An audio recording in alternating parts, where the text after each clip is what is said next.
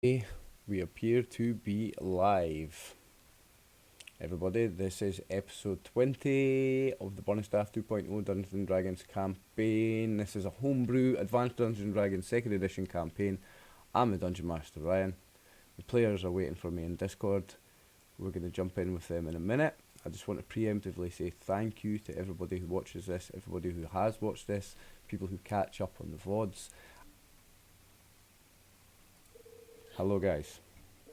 Hello. So, I see no Paul yet, so I'll explain then to everybody. Paul is having trouble with his eye, so I did say to him that we could postpone this week and play it next week if he was having difficulty, but he said no, we'll go ahead. So as far as we know, Paul will be with us. I guess he'll just be joining us a little bit later. I hope everything's okay. So do we all? Yes. Otherwise we go ahead. The four of us. And see, you put the two underground people as near the centre of the boat as possible. It wasn't. Sneaky Nook's clinging to the mast, if you remember. He's seasick. Boats don't rock on the lakes underground. Is there no waves in the Underdark Sea? No. Ooh. See, I'm learning more and more about the Underdark, but you need to tell me more and more about it before I make an Underdark adventure. Do you all remember what was happening at the end of last week? Tammy, you ducked out at the end of last week. So, basically, this trader guy, Captain Bob, he's a trader who works almost exclusively for Norm, has given you passage on his little trading boat from... In fact, let's change maps. From Panthea Minor to Panthea. That's whose boat we're on. Yep, so I'll shift ping you to here. This is the journey he's doing. Helmsmere to Helmsmere. It's a day's journey by the boat. Okay. And when we get there, we're going to see whether we can find a captain to take us further up round the coast. Yeah, because if we continue looking at this map, and if I zoom out, you want to get all the way up here. In fact, all the way up here. Oh, I put the wrong thing. Select. You want to come all the way up here, and he's only bringing you here.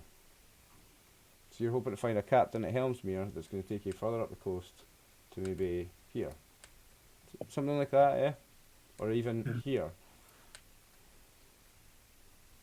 Okay. Now, I've still not filled in all of this map because it's a big map now, but if I zoom right in, you'll see I started filling in a couple little bits. In a new and very my style way. Fair enough. Okay. So you see Helmsmere there? And just a few surrounding towns and villages. And everybody's with us. Yeah, so the bear's on the boat. What's her name's on the boat? His raven. Paul still has his raven. You named him Maverick in the end. Yeah? Yep. There he is. So zoom in a wee bit. There he is, old Maverick the Raven. Oh, I can't see him because he's got some badge over him. Yeah. I'll remove it, I don't know what it is. There we go, we can see him now. Yeah, so Cornave has a familiar. Not just a pet raven, but a familiar. There's a special bond between them, Special magical shit going on. So, Tammy, you weren't here. So, you've gotten passage on this boat. It's just a day's, like from the morning to the night, a day's ride. And it's all paid for. You get food and drink, and if you need to sleep, you'll get somewhere to sleep on the boat. But it's just a morning, 2 nights, so you should be alright. It's all for free, it's all paid for, because of Norm. Okay. You don't have to pay for any of it. So,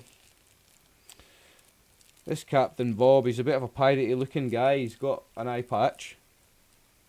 and he's like wears gold earrings and gold necklaces and loads of gold rings and stuff. You know, he's a merchant, but he looks piratey. I don't know how else to say it. He looks piratey. The way he's dressed, he's got an eye patch, loads of earrings, loads of gold. Is he like young, old? He's middle-aged, I guess. Same as Norm. Middle-aged like Norm. Oh, do you know what I forgot? The music. Yeah, about middle-aged, like 40-ish, I guess, like Norm. Okay. But what's happened is he was riding along, and there's other boats coming out of the harbour, parallel with you, going in the same direction, all heading to the same place, Helmsmere. Apart from maybe one or two fishing boats went off to the left or to the right or whatever. But all the trading boats went the same direction, except he's veered off to the left, which is north. And he's gone into the deeper water, the choppier water, the more open sea. And what he's doing is he's riding the waves, like, he's getting the sails right out and he's catching big wind and using the wind and the sails to go fast as hell. But it's like a really wild ride. It's huge bumps and crests over these waves and using the wind to really... And he's like, watch, and he's a madman. He's like climbing up in his sails and he's shouting, look at them, and they're over the other side and you can see they're going total slower and he's away out north, like going total fast. Like there's water coming all over the boat. You're struggling to hang on. No, I'm not. I'm hanging on to this mast for dear life. Yeah, you're hanging on to the mast for dear Hang on life. to the bear. Yeah. We never know. The bear might be kind of leaning up at the prow with its kind of face forward. You know, it's the wind blowing its ears back. Amy, do you remember the... They could Like a dog. talk. Do you remember the comet or asteroid or whatever we thought it was last week? Did you see that? Was that last week and the week before, or just last Yeah. week? Last week, it was the big thing up in the sky to the north that looked like a star falling or something. Just like in Game of Thrones. Picture at the start of Game of Thrones. Same kind of thing.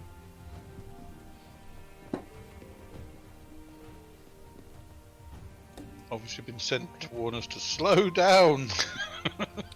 Yeah, now, as the first kind of half of this journey goes by, and you're racing now, the other ships are away in the distance, but you can see that you're miles ahead of them. You're miles ahead, but he's gone a long way to get ahead. It's just like he does it for fun, really. It's like he's not going to get there any faster. Instead of going in a straight line, he's just doing a big wide arc to just go fast, and it's like he's having fun with it, really. But I guess halfway into the day of doing this, you'll realise that comet that you saw is really, really low in the sky now. In fact, it appears much bigger, lower in the sky, and much more of an obvious source of light coming from it. Whereas it's like almost like a kind of sunset when you look at it, a sunset or a sunrise, the kind of light that's coming from it. Even though it's still light it's not dark yet. You get that kind of effect from it because it's getting closer and it's a more obvious, brighter light source. Sorry, when you say it's getting closer, is it coming in our direction? Because I thought it was heading north. It is, no, but it's like coming closer to Earth. That's what's worrying me. Yeah. That's how you can tell it's coming closer to Earth, because it seems to be getting larger. It's still going in the same direction, but it's which is away from you, but at the same time it's getting larger. So for it to be going away from you but getting larger means only one thing: it's also coming down. Yeah, and I know what happens when a lump of rock falls from the ceiling into a lake. You get big waves. Yeah. And I know the ceiling here is a long way up. But this guy's already found the big waves, so it might not No, make he too much of a hasn't. difference. The big waves in the lakes can turn boats over. I'll try and attract his attention and warn him about it. You're going to tell him that you're worried that a giant rock's going to fall from Well, the yes, sky. that giant rock seems to be falling from the roof, and I know the roof's a long way up, but it's falling from the roof, and when it happens in the Underdark, you get big waves in the lakes, and when it hits the water. Okay. Well, I guess you take a moment in between in between the bigger waves, and when he's in a calmer stretch, you take a moment to kind of explain this to him. Because he's climbing up in the sails and stuff. He's what's the guy, Lieutenant Dan? He's giving it Lieutenant Dan, climbing up in the sails and everything. He's a madman, so you need to like take a minute. Either that, or you climb up the sails after him. I'll try and grab his leg as he kind of goes up the ratlines or something. Oh, Captain. In between heaving, I'll try and attract his attention and warn him about kind of rocks falling from the roof and the effects they have on the water. Okay, well at this time, Captain Bobbin will stop and he'll look at you, your little strange, dark-skinned underground creature that he knows nothing about, and he's like, wait, no, Hugh, wait, shh, don't you hear it?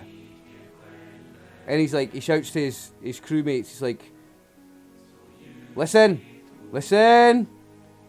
and they all start like intently listening to something. Ooh. I can't hear anything. You see something in the distance, and you Oh dear. What does it sound like though? and you do start to hear something. And as you start to hear it, you notice these guys moving towards. I mean, I guess you're close enough to these sailors to see them putting something in their ears. But I'll do the same with my fingers. I want you all. You're not the experienced sailors they are. You're saying that as an experienced D&D player. You're not the experienced sailors they are. I want you all to roll for. It's a save, isn't it? Is it a save versus a magic? Yes. With a wisdom bonus. Let me just pull it up in the monster manual. This is a baddie. I know. What do we roll? It's a wisdom bonus. It's a Is save, it, it's a guys? save I don't know what this is. 2 seconds. It's Wait till I describe what you see as well then, Tammy. Oh god.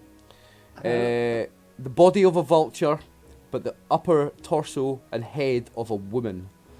Her human features are Oh, youthful, but hideous, with frayed, unkempt hair and decaying teeth. A foul odour surrounds them, and all which they touch. They never blah blah blah blah blah blah blah. Anyway, you see these horrible looking. It's like a beautiful young woman's body with a horrible deformed face on top of it, and wings, and the lower body of some bird, and it's an abomination. You see it flying towards you. Let me just go. Way. You're all rolling a save versus. well. First of all, I'll roll a resistance roll. Resistance to magic, yeah. Nope. Wait, hold on. Is this a roll that I do from my sheet or just a roll on the... Elves are resistant to this as well, but you're a half elf.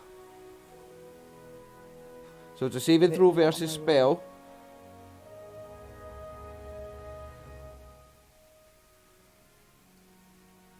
So, my wisdom bonus, I'm just looking. My wisdom bonus is an additional +2. So, Oh damn, that's added it twice. Do I Ah. get any bonuses for being half elf? No. And there's 4 of them.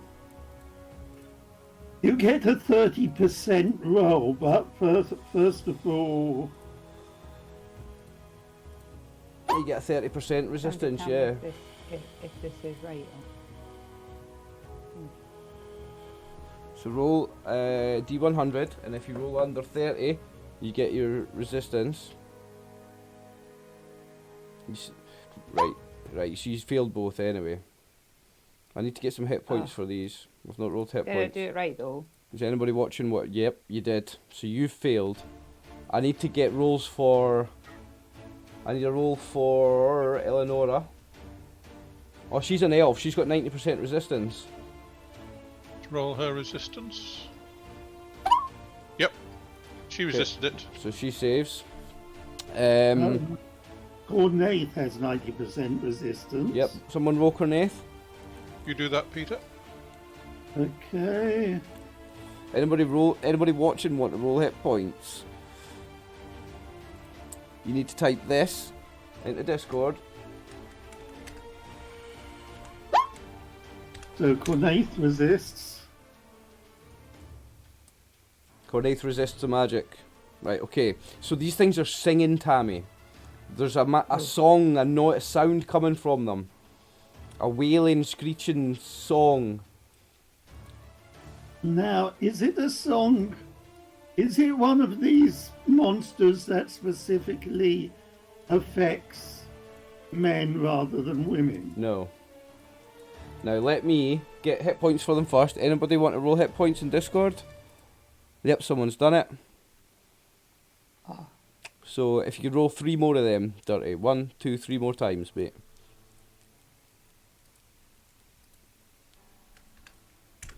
And I'll apply the hit points to the monsters. Thank you. Crikey, they're tough. But We've I got a will 30 and a tell. 31.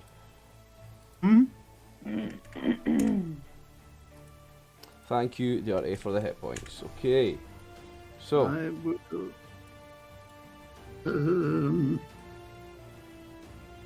move away from that channel and get into the D&D one, so turning off one. Tammy, you are charmed by their song, and you feel an overwhelming urge to run towards them, the closest one, as fast as possible. Okay. So, What direction are they coming from?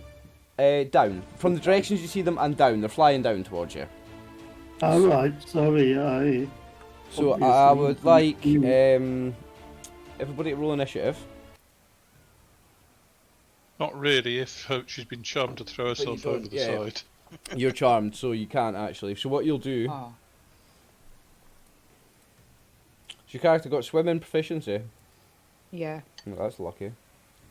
Is So, what you'll do is, which one's the closest one? To where's Kiara? There. So the closest one I'm would at the be back for some reason. this one. You see this one?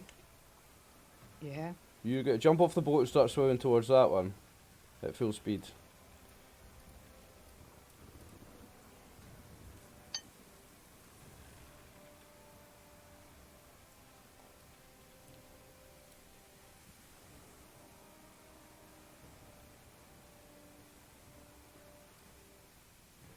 Assume that's... Can she swim that quickly? don't No. think so. No. So her first turn will be jumping overboard and coming back up to the surface anyway. But you've got an overwhelming urge to swim to this one here. And Okay. you'll continue to do so. Now I just need to check rules and that, see how long you're charmed for. Oh. Probably until we kill the whatever it is. Next, in the initiative order, Sninkinook. God, You saved versus the charm. I did, thank God. So you are not affected by the song of the Harpies, and you do not feel this overwhelming urge to run towards them. But I have seen Kiara leap over the side. Yes. Unfortunately, I can't swim, so I can't save her. I'll have to leave that to the sailors. All right. Well, in that case, I'll shoot at the one that she seems to be swimming towards. Oh dear, oh dear. Good luck.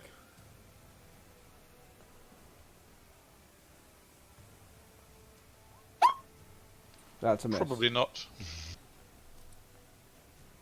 Just double check what they are. No, that's definitely a miss. Next, Captain Bob.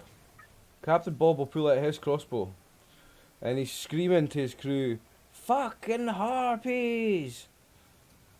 Because they've done this before. You've seen them all putting like, he's screaming like it louder than necessary, and it's because they've all got these plugs in their ears.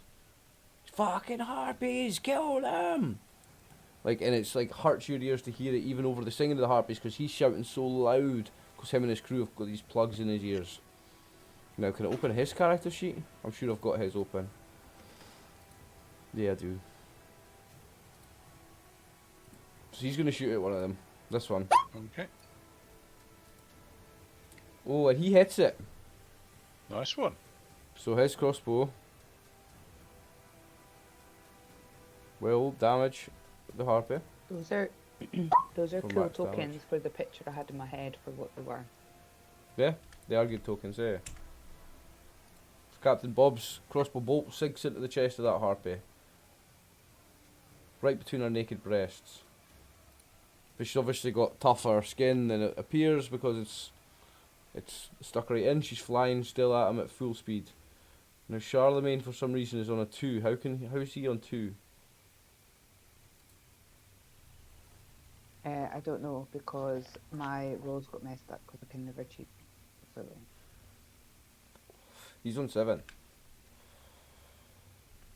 So he should have been I thought he was on already. 9 to begin. Huh? He should have been already. So we'll do him now. Does their song affect bears? No. Good. No. Double checking that. Presumably holding action until there's something. Yeah, I think Nah, so. it's the song of the Harpies have the ability to charm all humans and demi-humans. So it's no bears. Thankfully, he's safe. So he's not doing anything right. So the sailors, at this point, are all going to pick up crossbows. Well, these ones are anyway.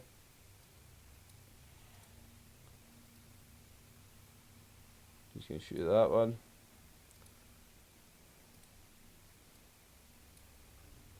So we'll start with this one and go clockwise, right? He's going to shoot at this one here now. Can I get his character sheet up? I don't think I can get. I wasn't getting it up, was I? The sailor. It's not going to open.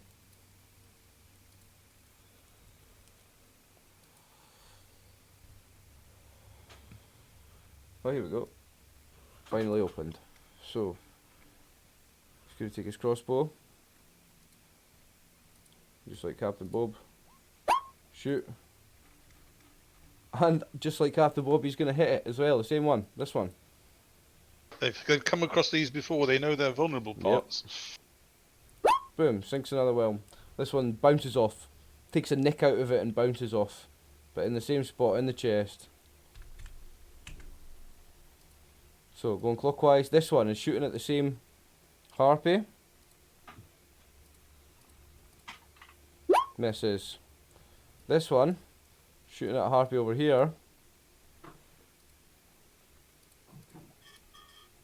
Hits it. Jesus, these boys have done this before. Good. For 4 damage, max damage. Lovely job. This one.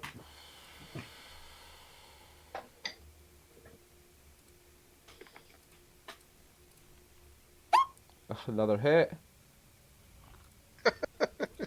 Those are magic crossbows. These boys have got a Thaco 20, by the way. They're doing very well. They're level 1s, like. Oof. Okay, this one. He has a look overboard, sees Kiara. Sees that Kiara can swim. And at the moment, he's going to shoot.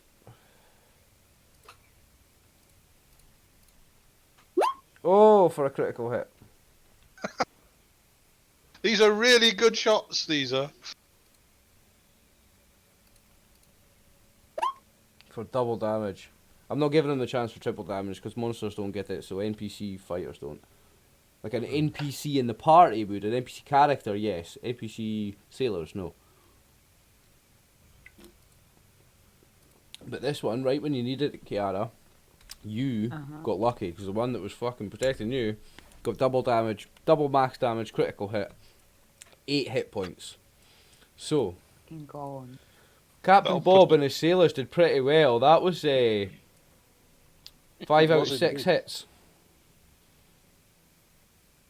Slinky Nook pulls back his bow for a second shot. And fires. Who are you firing at? This one. Okay. The one that Kiara's swimming towards again. No. Missed. Missed. Darrow, I assume you're going to hold your turn? Yes. Where the fuck are these things in this initiative order? Oh, they're not on it. Oh, that's a shame. Oh, it's because I couldn't get their sheet up. That's why they don't have an initiative. Right. Here we we go. That makes it open. Didn't roll their initiative. Let's see what I get.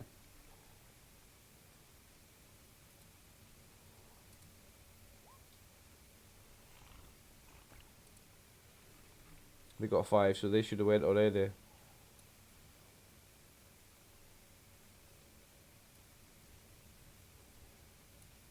Well, at the moment, they're still flying down, aren't they? Yep.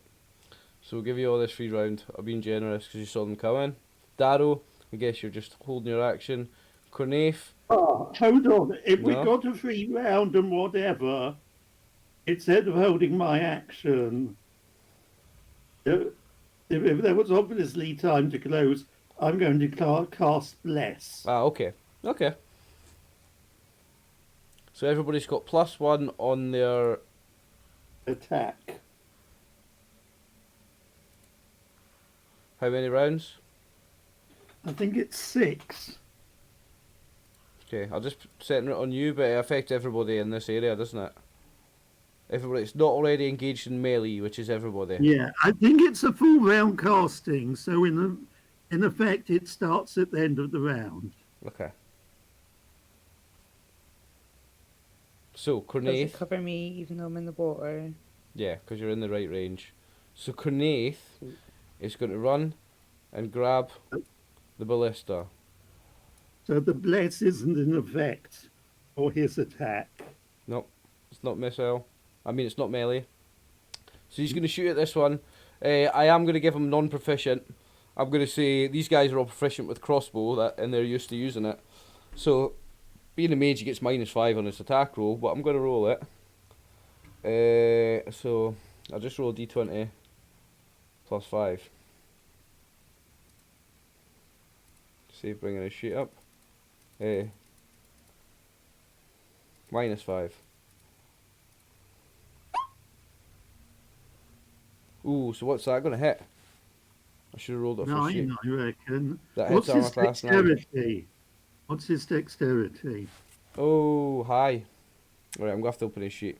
Oh, no, hold on. Does dexterity apply to crossbows? I think it only does to hand bows. That's right, so it doesn't. So he's probably only got a THAC of about 20. Still got attack of 20, so he needs 25 to hit armor class 0.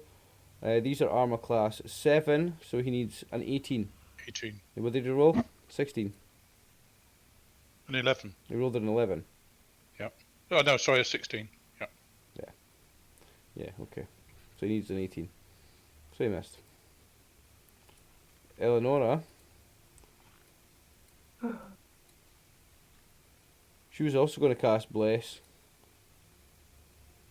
So she's not going to do anything because she recognises she's from the same church in a roundabout way as Darrow, so she knows the exact spell he's casting.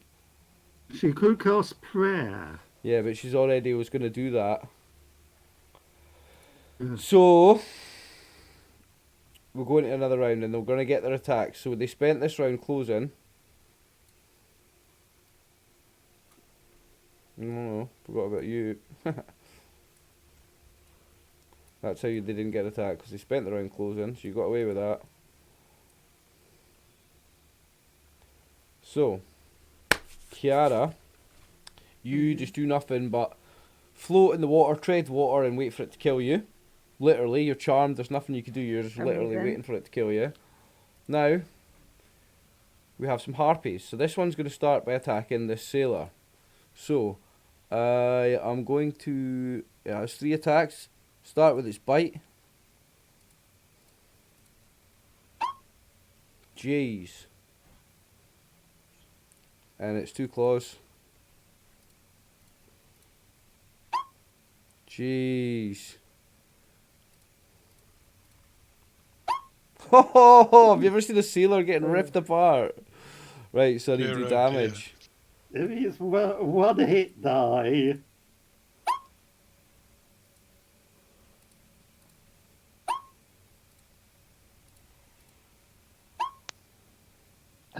Oh, ho, ho, ho. So, 11 damage. That sailor just got ripped apart. Ripped apart by that harpy. So, I'm going clockwise, because Tammy's going to be last. So this one is attacking this sailor. That one, he just got ripped apart. Oh shit. So, this one.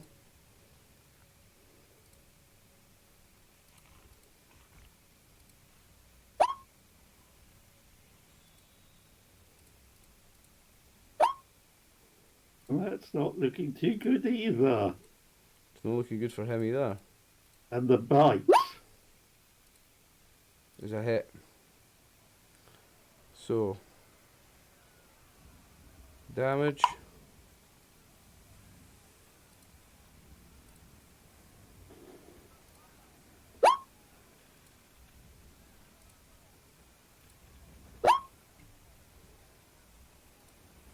This one might Another survive. one will do.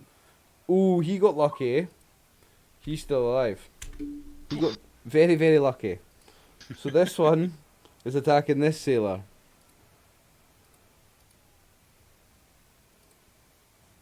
Miss. Oh no, wait. Either armor class 7. It's a hit.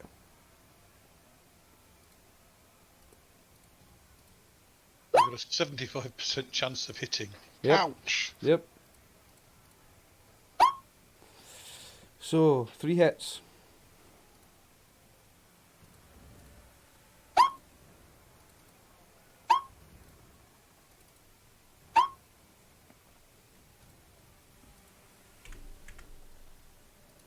Another dead sailor.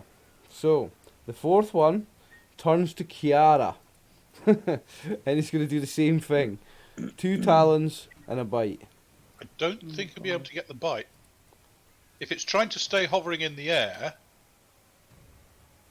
Appreciate then, it, then, David. then its head is going to be above its wings, isn't it? Yeah, you're right. It only gets the 2 talons. The 2 talons, yeah. You're right, when it's flying. It's going to mess your hair up, Kiara. As long as it's still attached to my body, I'm not bothered.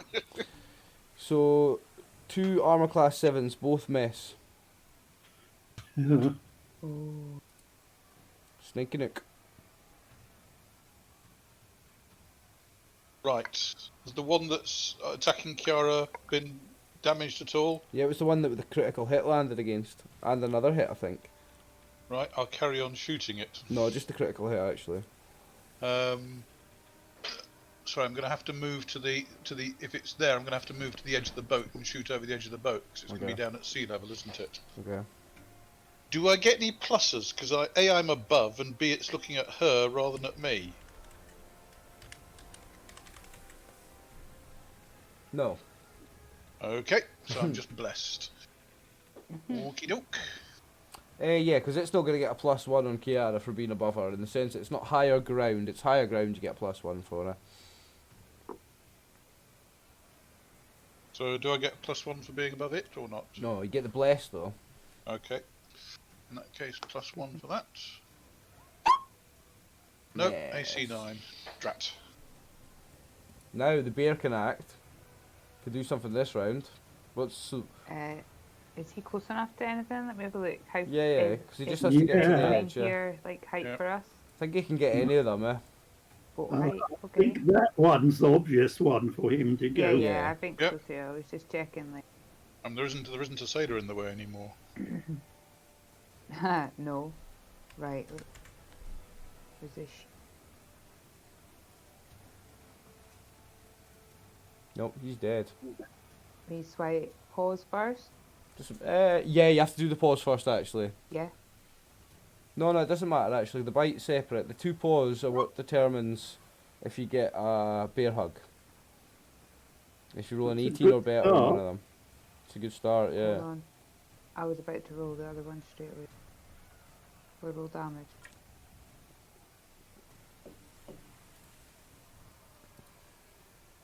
Yeah? Yeah. I mean, you can roll the 3 hits first and then roll damage like Well, I did. that, Or yeah, yeah, that's what I was going to do. you can do whatever way you want, eh? Alright, I would have did hit, and then, well, hopefully hit. That's a miss. So 1 hits, 1 misses, and do the bite. Small, medium, or large. They are medium, I believe. Let me quickly double check. Medium.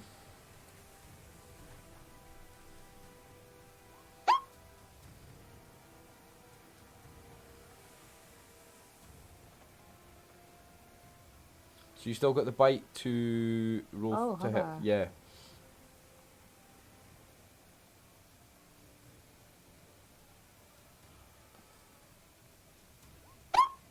So that's a hit. Yeah, it's a hit. They're armor class 7. They don't have the best armor class at all. They've got hella attacks and a charm, but they don't have great armor class. So that's 5 damage on this one. Yes. Okay. Captain Bob. He's gonna shout at Cornave to get out the fucking way, and he's gonna jump on this thing. And he's gonna turn. He's actually gonna aim at this one that's above Kiara. This one's maybe a bit short range. And he's gonna aim at try and maybe save Kiara. So I'll roll to hit with crossbow because it's the same. I'll just roll the damage on something else if he hits.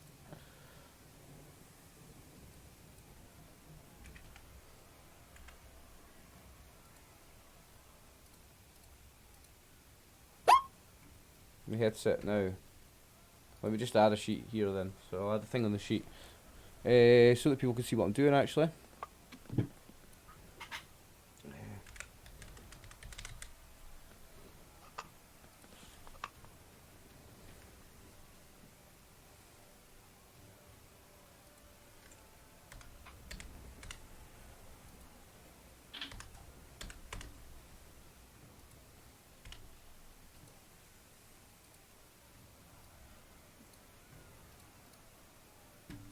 Boom.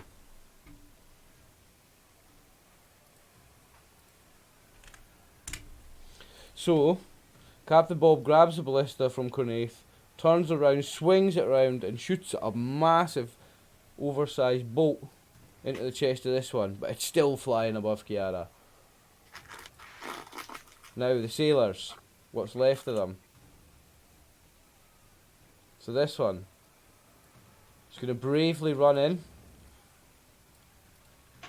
and attack this one, where his friend that killed his friend. He's gonna try anyway.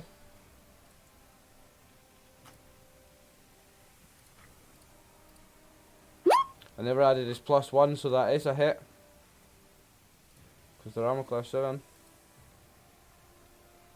Oh, he's not even using his crossbow, he's running, sorry. He's using his sword here. Cutlass. Pirate style. 1 damage.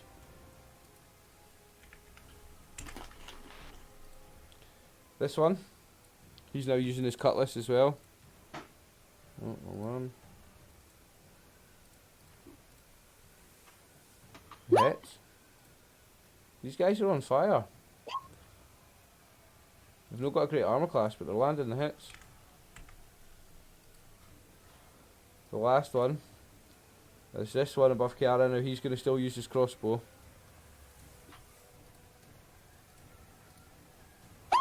Critical hit for double damage. 6 damage. Ooh, now that one is losing a lot of blood. This one here by Kiara is losing a lot of blood. It's in a bad way. Good. So that's the turns of the sailors over. Snake Canuck, it's you now. Keep going for the one by Kiara.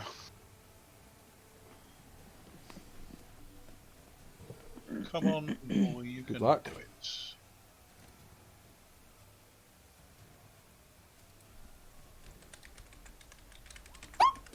Hallelujah. Oh yeah, that's a hit. Now, I can Yep. tell you don't need much. Yes, well, knowing me, I'll get minimum damage. Nope. No, that'll do it. That one drops into the Nice. water. Nice. Nice roll, David. You may have saved Finally. Kiara's life. Well, Dado. unfortunately, she's still charmed. So is she now swing towards the next one, or have they stopped singing? Oh, She will, in fact, Is sing it- towards the next one. Oh dear. oh, mate. I thought I maybe got, like, It's all right. informed when they died. Sharp, no, and they all need Because to they're all die, I they're think. all singing. Lovely. Never mind. Charlemagne will kill the one that you're swimming They can towards. sing and fight at the same time. Yeah. Anyway, Darrow, I assume you're using your axe, aren't you? Yeah, Darrow is going to head for this one. And let's roll to hit. Good luck. Now we need to change your thing to 5. It's 5 turns left on the bless spell now. But it runs till the end of the round. Yeah. Just remembering to do it on your turn. No, it ends on the end of your. It ends on your turn because if you start casting it, it goes from when you cast it. So it takes a whole turn to cast. So. But we didn't whole add the plus one. Oh to no, hit. it's a whole round, isn't it? For bless. Yeah. But did you not start it when it was? No, he did it in the round where they were flying down. Yeah, the free one. Yeah. Yeah. So it goes at the end. Yeah, it's the end of the round. Sorry, The free round. the free round.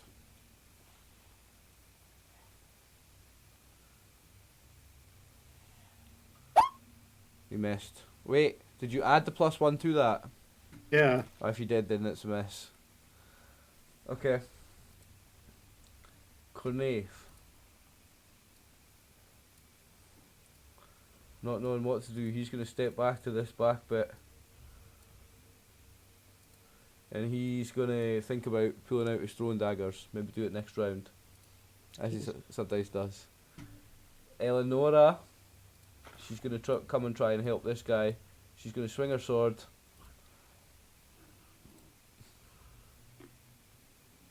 I don't have her sheet out.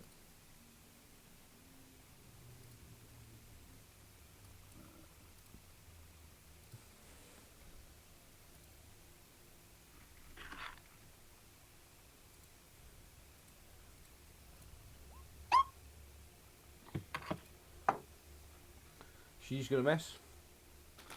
Kiara, on your turn, you feel compelled to swim towards the closest one. What should be that one? Which is this one up here by Charlemagne now? Yep, now how far can she swim, gentlemen? I don't know. What's the rules for swimming? Because she'll want to go as fast as she can. I'll put the rules over here. I just know that I'm swimming. Player's handbook, time and movement. Swimming. Swimming.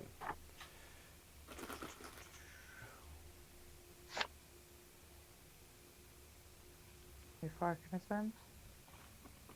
She can double the swim. Alright, okay. All proficient swimmers are able to swim half their current land movement rate times 10 yards. Okay, so if you can move 120 on land, it's 60 So swimming. 60. Yeah.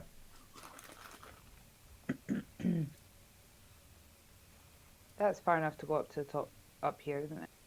Yep. Yeah. So you'll, Yeah. so you'll spend your turn swimming to him. To her. Sorry. Swimming. Yep. But I can't do anything else, can I? Nope. I'm just going up there to No. be eaten. Now they're going to attack.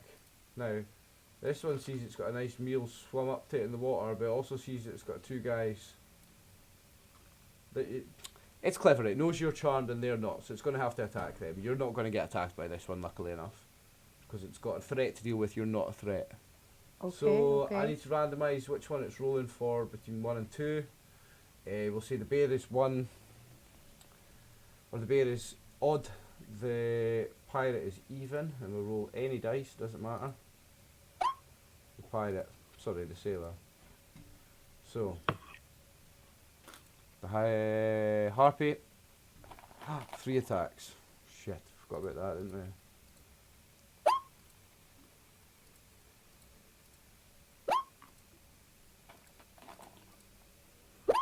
Right, so the 2 talons hit.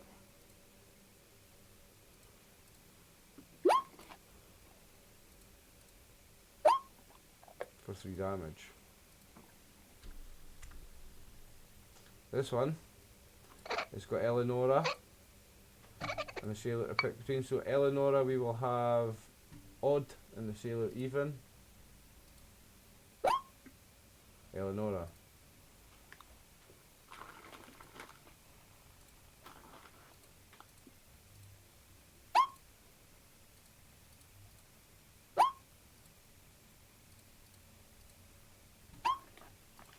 Only one of them is a hit.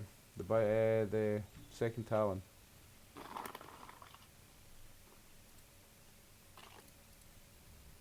One damage on Eleanor.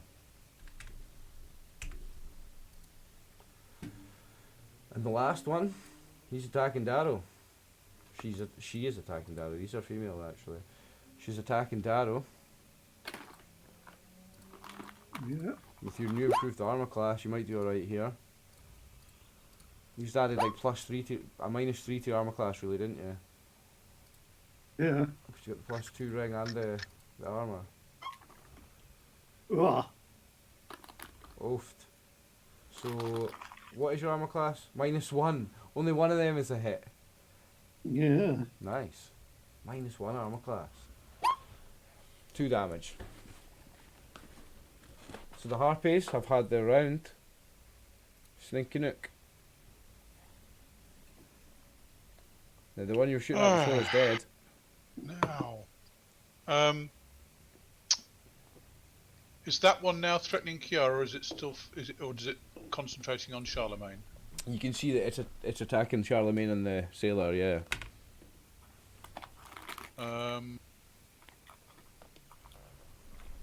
Whereas the other one is fighting Eleonora. I will cast a blind on the one that's fighting Eleonora. I think Darrow is perfectly capable of chopping his one into little bits.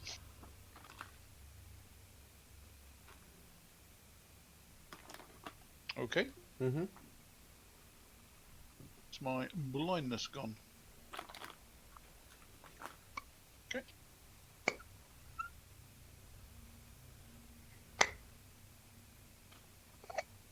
Well, let's see how it saves.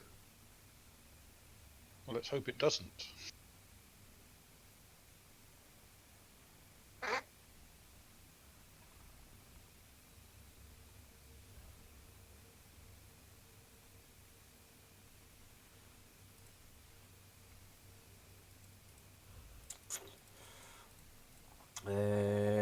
What's the save for a level 7 fighter on this? Oh, roll indeed. Roll it fast to Indeed. work it out. Ah, they've definitely failed anyway. Fail. Yep. Was Was that on this one? No, it was the one fighting Eleonora. Oh, this one. The sailor. So it's Yeah, it's that now one. blind. Yep. Cool. +4 to hit, -4 to hit. Nice. Just this one. Yep. Charlemagne. Charlemagne. Mm-hmm. He's gonna go for this one again, I think. Yeah. Yep. Good luck. Nope. Yes. Yeah. Yes. Yeah. Yes. Right. Yeah. Fucking right. Eh? And the bite. 3 plus. Yep. Let's see. Nice. 8 damage. That's Sure. quite. That one's quite badly damaged. It is. So it's probably the next one to go down. So Captain Bob will reload the ballista. Turn around and, well, he killed this one. Was it him that killed it? I can't even remember.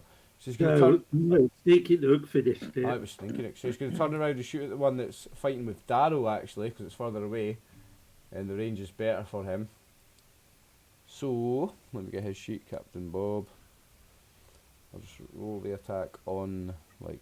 Oh no, I've got ballista. I made it.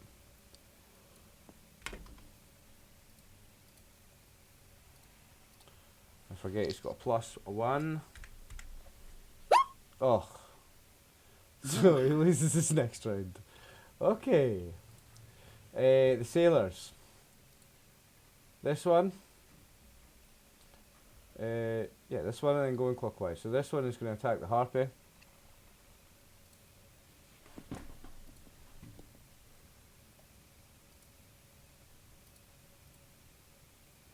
+1 there. Miss. This one's attacking a Harpy.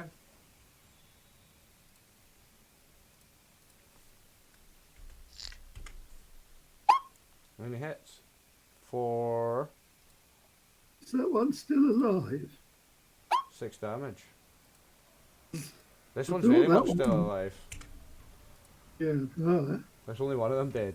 So you've got one sailor left. He's going to turn around, run towards this one that's fighting with Darrow, step over his crewmate, for his late crewmate, Rip, and he's going to attack with Cutlass. I'm remembering the +1. Ah, you fucking useless mess. Okay, so the sailors have had their turn. Sninkinook. With the blessed. Now you don't have anything because that's your second. Nope, that's my second one. To And I cast Darrow. blind. Darrow is going to see if he does any better this round. Good luck.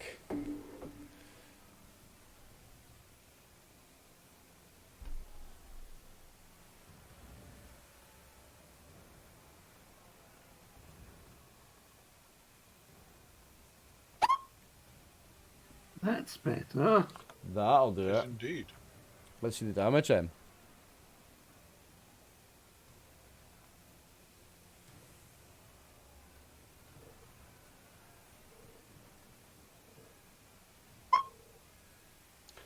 Ooh, that's more like it.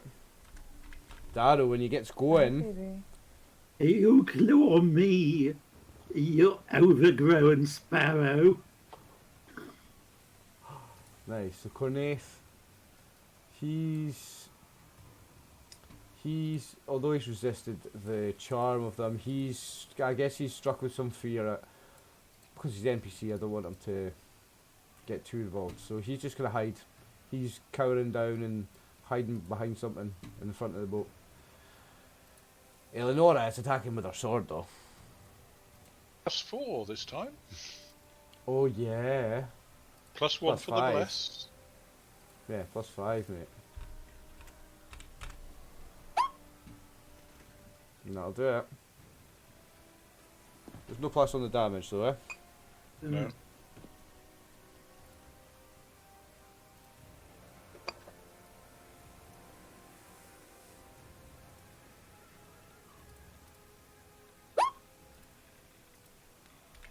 Five damage. Kiara, you just spend another round swimming underneath this one trying to get it to kill you. Basically. Just Nothing you hovering can about do underneath once you've failed to save, that's you, like. So. Well, actually we go to another round because that's 2. So Kiara's first. So is anybody changing what they're doing before we go to another round? Actually, just to make sure. it. Yeah, I'd like to get out of the water and not be charmed. I get a second blow. This round, if you use your axe. Yes. I don't think I stand much chance of getting into a fight with my sword, so I'll stick with the bow and shoot at Gara's one. All right. So. Kara's done nothing but try and get eaten. This one, Miss Harpy, is going to roll a dice, I guess. Randomise which of the 2 in front of him.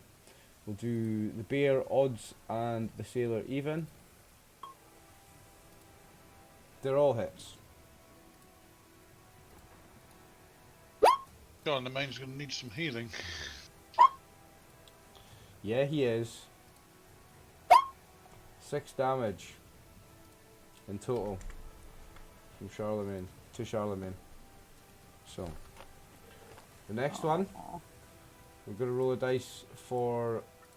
So we'll do odds as Eleonora, evens is the sailor. Attacking the sailor.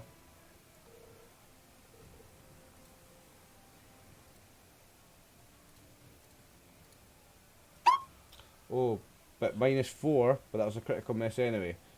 So loses this round and the next one. That's very lucky for you guys. This one, so odds sailor, evens Darrow. Evens Darrow. Sorry, Peter, mate. It's nothing personal. I rolled the dice. Darrow thinks it's good. Yeah, keep Hello. the sailor alive. Yeah. Well, What then do you think's that's good? Or yeah, that. oh, he's not gonna like that either, is he? Oh. And here's the bite. That's not gonna do it though. So the two talons get through your fucking healthy armor class.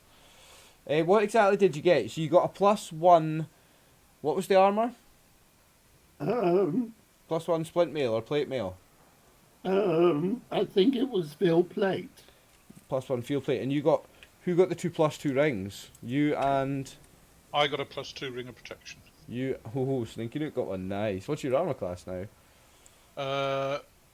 Well, I assume it doesn't stack with the armor spell.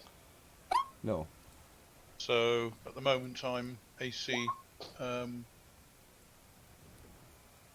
That's 5 AC4. damage I've taken. Yep.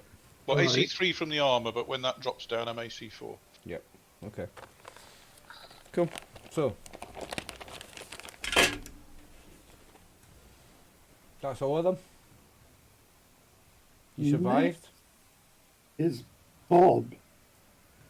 No, it's Oh, Charlemagne. Stinky Nook first. Sneaking it will try shooting the one hovering over Kiara. She's drawing its attention and making it an easy target. Thanks, Kiara. Oh, you're welcome. Tactics. Yep. Good luck. Wow. Wow. I think that's a crit. Right, so roll 1d4 and you want a 4, eh? Love a 4. Oh.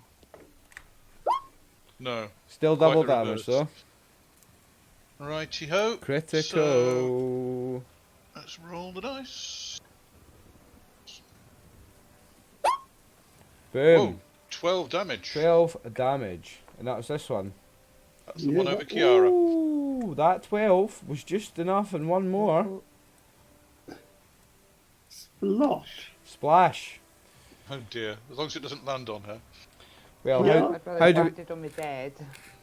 Kiara has to swim round the boat, or... Kiara is proficient at swimming, so even if it lands on her, I would say that she's going to get out from under it.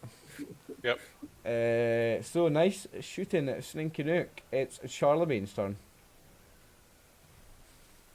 Is Charlemagne able to help Eleonora? Oh yeah, I'd say there's room for 3. Because think of it as Yeah. think of it as medium creatures on bases. So if you've got Guys, Charlemagne is technically like a NPC extra, not like just mine. yeah, but you can do the rolls. Yeah, I like it. I really need to fix the filter on my green screen. I've been neglecting it. Well, it goes good when I look at it. Good. Well, I'm so sorry. That's a hit actually. So that's both paws have hit. Is that an automatic cut? No, you have to hit with roll an 18 or 18. better. Yeah. And that looks like an 18 with the first one. That is an 18, yes. So you land. So roll damage for 1 paw, and you also get a bear hug. 1 damage. But you also get the bear hug. For both paws. Hold on, sorry, say again. So just Oh yeah, roll both damage paws. like I usually- Yeah, roll damage for another paw, sorry. Yeah. Nice. And now what's the can anyone remember the bear hug? I'll get the monster Like manual. 2d8, but I wouldn't swear to It's it. presumably in Charlemagne's character sheet. Yeah, I think it is. Have we got that up? No, hold on. No, he's only fighting. Yeah, if a brown bear scores a paw hit with an 18 or better, it will also hug for 2 to 12. Nice. So 2d6. roll 2d6. Yep. Boom, there you go. So, Charlemagne, remember when he was picking up crocodiles out of the water? Now he's catching a flying thing out of the air, so he just grabs it out of the air and goes, "Aah!" and puts the squeezes on it like we've seen him do to some various creatures now for 10 damage. And before Nice. you finish, What adjustment did you make for the? I can't see the +4 or It's the blind Yeah. one, yeah, it's the Sorry, blind one, there's isn't not. it? So the bite hits too. So the bite hits as well, so roll damage for the bite as well. Just on his just regular bite damage, yeah? What's that? Should be 7. Yeah. Sorry. Yeah.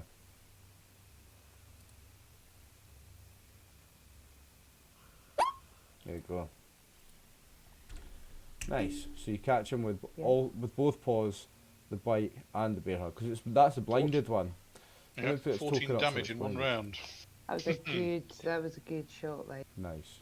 I Very, don't very think that nice. one's too happy. Captain Bob. Critical failure. Misses his turn. So sailors. So clockwise from this one.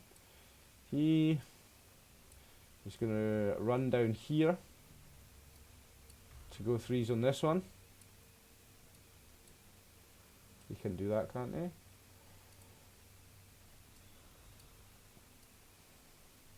Oh wait, where was he? He was here. Oh yeah, because he can do 16 attack, he's human, so that's fine.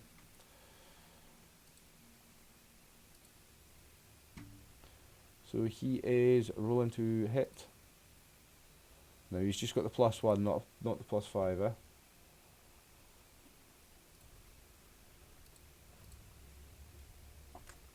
Yeah. He hits though. For minimum damage. Now we're going clockwise from him, so it's this one next. Is that +5? At +5. So hit.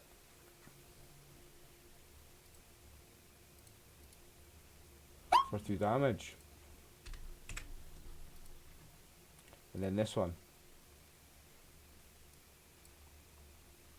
+1.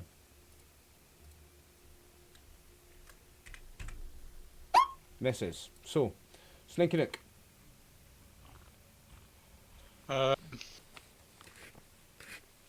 This one is still this one is still flying above the deck, so I can shoot above the Yeah. people. It's In flying that around case- up and down. It'll be coming down to their level and dipping up and down. So yeah, you can get shot without any penalty. Righty ho. Let's have a shot. Dumpty dumpty dumpty dum.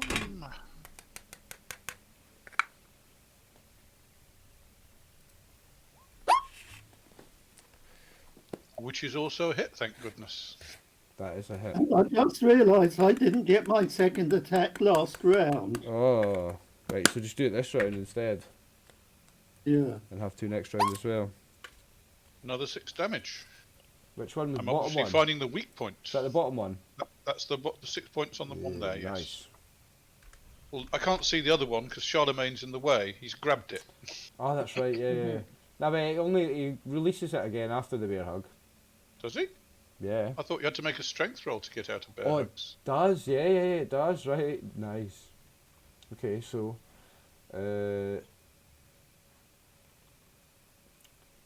Darrow's next, so. My hit from last round. Yep. And then do this one. Good. Yep. So do two attacks now. That'll do it. No, that'll do it. So,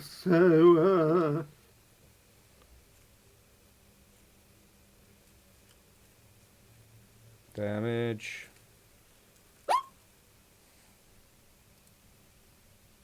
it's still there. Hang on. Oh no. Oh no. That is another splash, mate. Another one drops into the water. So then this round, I'm heading up. Yep. Hold on. You've got 2 sailors down. Yep. I will go and see if either of them. So one's right by me. Does that one still look Is he bleeding out or properly dead? Dead. Hmm? Dead. In that case, I'm then going to head over to the other one. I don't give like these NPC level 1 fighters the same minus hit points as just the same way I don't give it to monsters. 0 is death for them. Or dogs. Or dogs. On the Yes, but character- he was flattened by a tail. I mean, be fair. Even on if the he had character minus level, 17, I don't know this. even if he had minus 17, he was still dead. On the character level, I don't know. Yeah, absolutely. No, he's dead, and you can clearly see that. Like his like neck snapped, or like throat slit open, or he's fucked up. Yeah, he's So fucked I up. want to look at the other one. Okay, and he's also fucked up. They're both dead. So if you bear with me a second, I'm just gonna run to the fridge. Where did we get to Darrow? Yeah. Yes. So I've gone to look as if either of these people were curable, Okay, and they are. that'll take it around, I suppose. Yeah. You want to quickly swig a potion with what's left of your round? Because I'd say you've got just enough time left. Not enough to cast the spell, but if you want to swig a potion, I'll let you squeeze it in. No, I'm not that badly injured. Okay. So Cornaith does nothing. Eleonora is attacking with her sword. Ooh, wrong one. Yeah.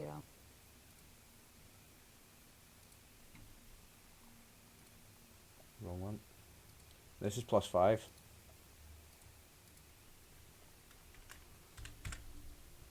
It's a hit. Excuse me. 9 damage. Now that one, the blinded one.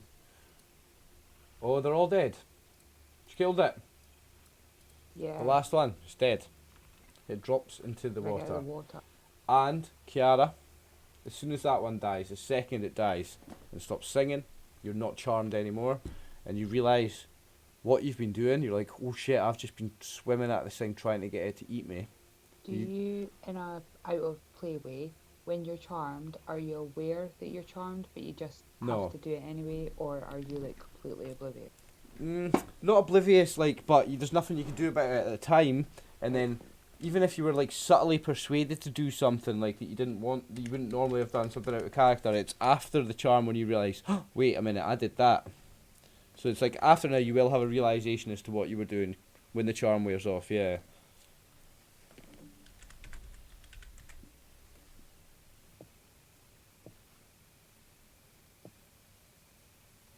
So will I get out of the water? Ah, well that's up to you. I've not liked anything that's been in the water so far. Right, okay. Well anyway, I'll let you Squeeze discuss myself over here. I'll let you discuss amongst yourselves. I'll say there's plenty of ropes and stuff on board. It's not a problem to fish you out of the water, but Oh, sorry. let me pull him down just for a closer screen. Well enough away. You can get out of the water, no problem. So, state of affairs is you have 2 of the sailors currently dead. Is it 2? Yeah, it's 2. Right, I'm going to quickly nip to the bathroom. I'll be back in a second, folks. Harpies, guys, harpies. Don't say I'm not good to you.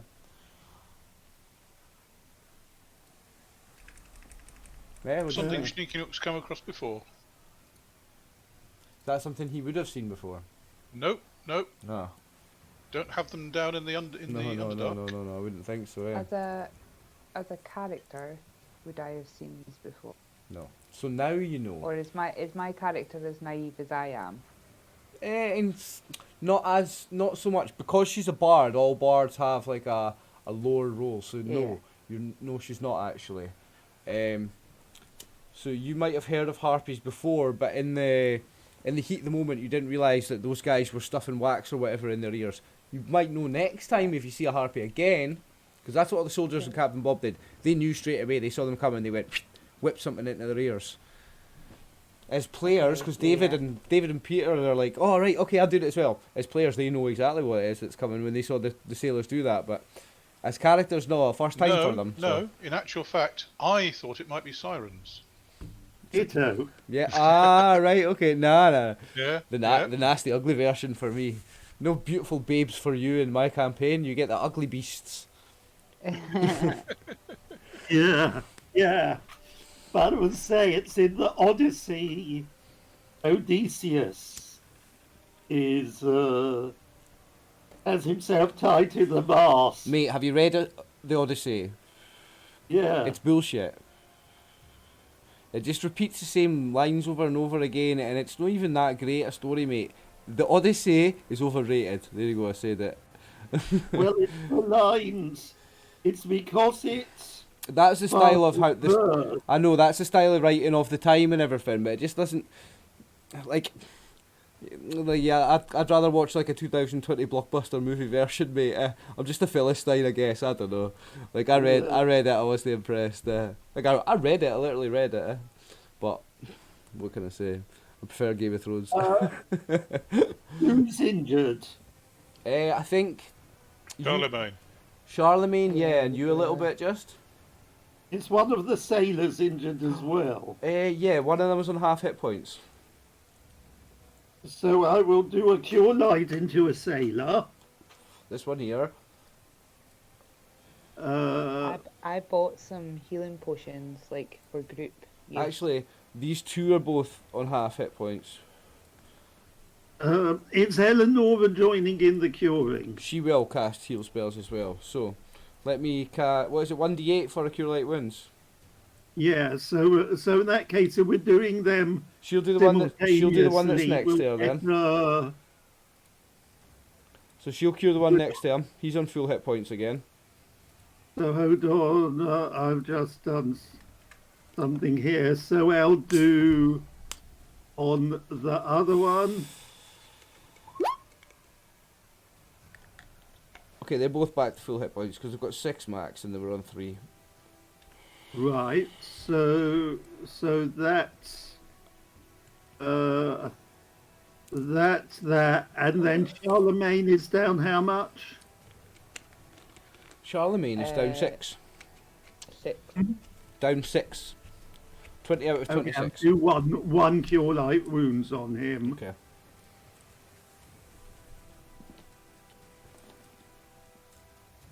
Oops.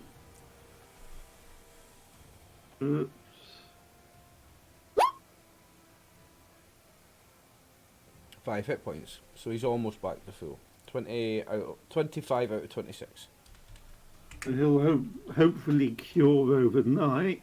So Captain Bob, when he's taking the plugs out his ears, fuck, I lost 2 good men to the bastards this time.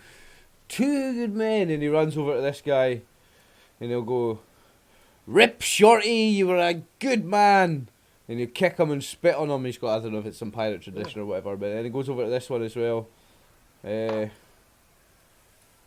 "Rip Fatty, you were a good man." And kicks him and spits on him. He's like, "We will need to bury my men. Someone give me a hand with this one." Yeah. He starts picking him up. And I've done 6 curing on myself. Okay. So Captain Bob's like, "Someone give me a hand, bury this man." Yeah, I will. You. I'll help him. Hold on. I'm assuming by bury him he means we'll tip him over. Aye, that's what he means. I'll help him. Okay. So you help Captain Bob and you chuck Fatty over. And I help with one. Captain Bob will come back up and you're going to help with Shorty. So Fatty and Shorty. I'll mutter some prayer. Okay. Appreciate that. I'll take that into account when we're doing the XP. Darrow quickly said something after throwing the guy overboard. He's like, "Oh man," after he chucked up. I could have quickly played my lute. Play them a funeral dirge. Like a really quick one. Go for it. Don't lean on the mast again. Darrow's just done the world's fastest prayer, so you might as well. Yeah. There you go. Do you know a wee shanty, a wee sea shanty? There you go. And actually, thinking about it, Ryan, the bless I did was Baraktan's blessing. Ah, right, yes, okay. I'd have done done the one for the day. Yeah. Doesn't matter now, like, because we can't change the gameplay of like the extra round that it took to cast it or whatever. But for the sake of what you've got memorised, yeah, go ahead. It's all good. Yes, but it's if I'm doing a bless, that's the Yeah. one the character would know to automatically do that one. Yeah. So Rip, Fatty, and Shorty. Yeah. So we've got who's left? Tolly, Skinny, and Quiety. Remember that, folks. That's the ones that are left. Tolly, Skinny, and Quiety. Fatty and Shorty are dead. Well, you better Somebody write that down. Hopefully you won't kill them off on the next bit. Can you remember Tolly, Skinny, and Quiety? Because one of them's really quiet. You can't say he's dumb. That's why he's quiet. He's dumb. And one's really tall, so he's called Tolly, and one's skinny, so he's called Skinny. Fatty and Shorty are dead. They just got their names. There you go. Captain Bob and his merry men, and two of them just got buried at sea. So Captain Bob at this point, or at some point very shortly after, he's going to say, right, okay, no more fucking around, we need to get back, and he's going to start heading south towards the normal boat lane between Helmsmere and Helmsmere. So you're heading south now, quickly. You're just heading south, and then you'll veer west again. East, sorry. It'll be a left turn for you, but that'll be you going to the east. Let me put you back on a map so it makes sense what I'm saying. So, we're down here. The regular route for the ships would have been something like that. Straight. He's went like that. You're showing oh yeah, that's right. To the watchers and not to the players. Not to you, you're right. So, we're down here. Down here. Yeah. Normally you would go like that. That's where the normal boats were going. He's went like that in an arch, or he's been going like that in an arch to catch the bigger waves. So now, to get back down into this normal lane, you are heading this way. Yeah, I guess this way. Oh. Because the Why did he go? normal boats look like that. He went like that to get into wilder water so he could fuck around and go fast in his mad big boat. Oh, okay. So the normal traffic is going like that. He's went like that and going in like an arch, like a that. But now, these are just gonna do one of them. Yeah. Looking north, is that rock still dropping from the ceiling? So if you turn round and face behind you and look, yes it is. It's the sky, it's not a ceiling. We'll call it a ceiling, the roof, the sky, whatever. That's a rock dropping from it, isn't it? Yeah, looks like that. In fact, I'll go and pull Captain Bob's arm again and kind of point at the rock that's falling from the roof and try and tell him that when that falls into the lake, it's going to cause massive waves. Okay. It's fallen a long way. Okay, well, as you are looking at it, you see that it's much bigger. In the last hour, it's gotten much bigger, exponentially bigger and brighter. Looks like a blazing hopefully it will take the tsunami a certain amount of time to reach us if it lands in the sea. Where does it look to be? Well, it's so. If you're here, yeah? Hold on. Yeah, we're there. Mm-hmm. Yeah. And you're facing that way. To see it. So it's up that way. If you let another half an hour go by, there's a massive crash. A noise. On the far side of the island? This direction. Yeah. Coming from behind you. You hear the noise and you hear the vibration through the earth, but there's no tsunami of waves. And if you look on the horizon, you can see smoke. Hope it's not hit Silverhall. And you see smoke and it's on your horizon, so it's not far away. Oh, it's a lot nearer than A Silverhall. lot nearer because it's on your horizon. What do you only see? 6 miles or something, isn't it? You're at sea level. I'm sure you only see something like 6 miles at sea level. Earth's round in this world. It's not flat, I'm afraid. It's round. Yeah. And you can see smoke. You can see a little wisp of smoke somewhere off in that direction from you. Well, it's more than 6 miles, obviously. It's Yeah, but you see smoke. So the fire or whatever it is could be over your horizon. You see So it smoke may have coming up. landed there or something. You see smoke coming up over your horizon. So it could be more than 6. Well, let's hope it's not Silverhall, which is more or less in that direction. Let me zoom out. Silverhall is more or less in that direction directly, yeah. You're right. But no, it's close. You can tell that it's close. Right. Because you see smoke. Well, we wait to get to. How long is it going to take? Well, Captain Bob's down 2 men. So he's... Well, I can pull ropes at a kind of deck level Yeah. if they tell me which rope to pull. But the way my stomach is, I don't want to start climbing ropes, rat lines, and so on. Well, he'll start telling you about the layout of the land, and he says he's going to head for Seafield instead. He's not going to head for Helmsmere, he's going to head for Seafield and rest there for the night. And where's Seafield? You see it on the north map? of Helmsmere. Smaller town north up the coast from Helmsmere.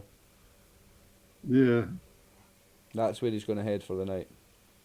We can Okay. travel down on foot when we're not going to get a massive wave. Maybe.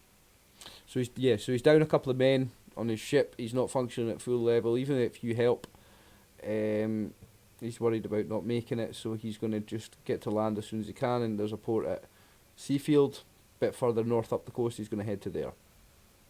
Right. You can get there by the stars. It's starting to get night time now. There's no longer a glow to the north of you from that thing, but you don't see the smoke on the horizon anymore. No. Okay. And you land up here. A town called Seafield. Okay. I think I've got a map for it. Whoa. Comfortably dark again soon.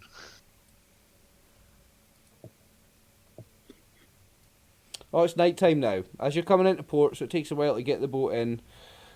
Because this is not a trading port, they don't have the facilities normally to do that, and he's down 2 men on his he's down 40% of his crew. So it takes a while to get in, but they managed to get docked Did up. you just change my... Yeah.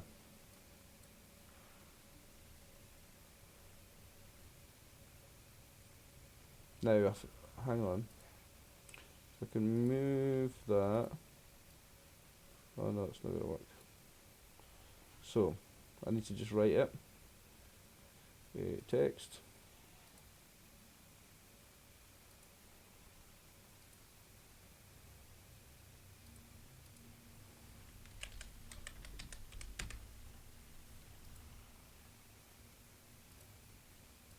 Here we go.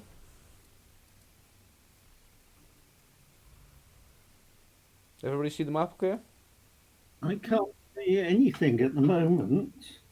Did I not move you guys? Yeah, I did. Yeah, I see it. I'm there. That's it.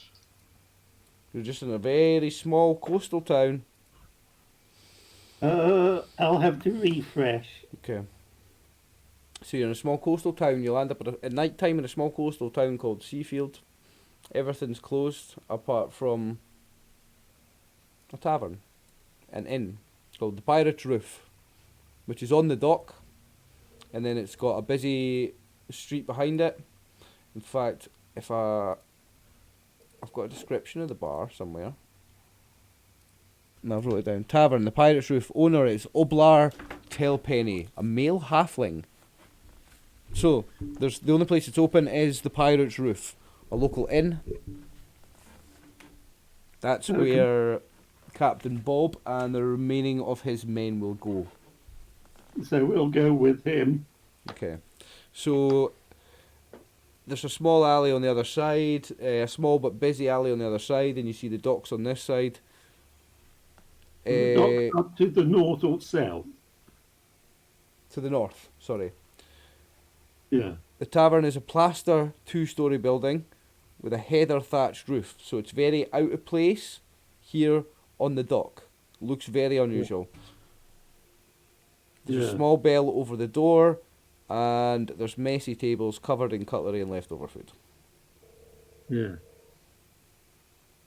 So if it's got place to stay, it may be slightly bigger than the port we stayed at opposite Torsia.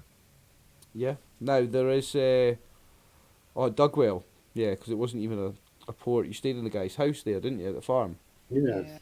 Well, this inn does have rooms, but you would all probably have to cramp into 2 rooms. Now, how many of you are there? There's Captain Bob and 3 men, that's 4. There's 4 of And a you, bear. 5 of you, Eleonora, and a bear. So there's... I think the bear's probably better staying back on the boat. So yeah. The bear's going to have to stay on the boat. I'd probably stay with the bear. I'll stay with the bear. So you're going to stay with the bear on the boat. Then there's still about 8 of you. So they're only going. You're probably going to have to squeeze 4 in a room. It's Captain Bob and his 3 men, and the 3 of you and Eleonora. Yeah. So that being Darrow, Slinking Out, Carnath, and Eleonora. If Kiara is going to sleep on the boat with the bear. I'll be sleeping on the boat as well. I've got spare bedrolls as well. We'll see what the beer's like in this place. Hey, Darrow's first thought was check out the beer in the Pirate's Roof. Okay, so like I say, the chap's name was... I wrote it down. Oblar Telpenny. He was a male halfling. The guy that owns this place. The only other customers in the place, you see a lot of messy tables, but it looks like Oblar's the only person that works here on his own. And he's behind the bar, because you've got people at the bar drinking. So it is a female, clearly elf, quite finely dressed woman, with a human man, with golden hair, green eyes, dressed in armour and armed. So carrying a sword and wearing banded mail. This man has golden hair and green eyes. He's sitting at the bar with this woman, an elven woman. Not more to say about her rather than more than she's quite nicely dressed. At first guess a merchant or a trader. Not quite a noble, but you know, she looks good. So that's the only people in the bar. There's a halfling behind the bar. Lots of dirty tables around, but empty. And you've got these 2 people drinking at the bar. The human and the elf, the female. And I'll go and offer to buy a round. Okay. For whoever's in our party. Are Kiara and Sneaking Hook coming to eat? Yeah. Well, if Kiara goes first, I'll stay and keep the bear company because we don't want that wandering around loose. And then when you've had something to eat, I'll come back and I'll go. Well, there's a couple of things. He has his harness. I think he might stay still. So if you go in and you want to look at what is to eat and drink, there's a menu, right? Well, not a menu, but you've got 3 specials.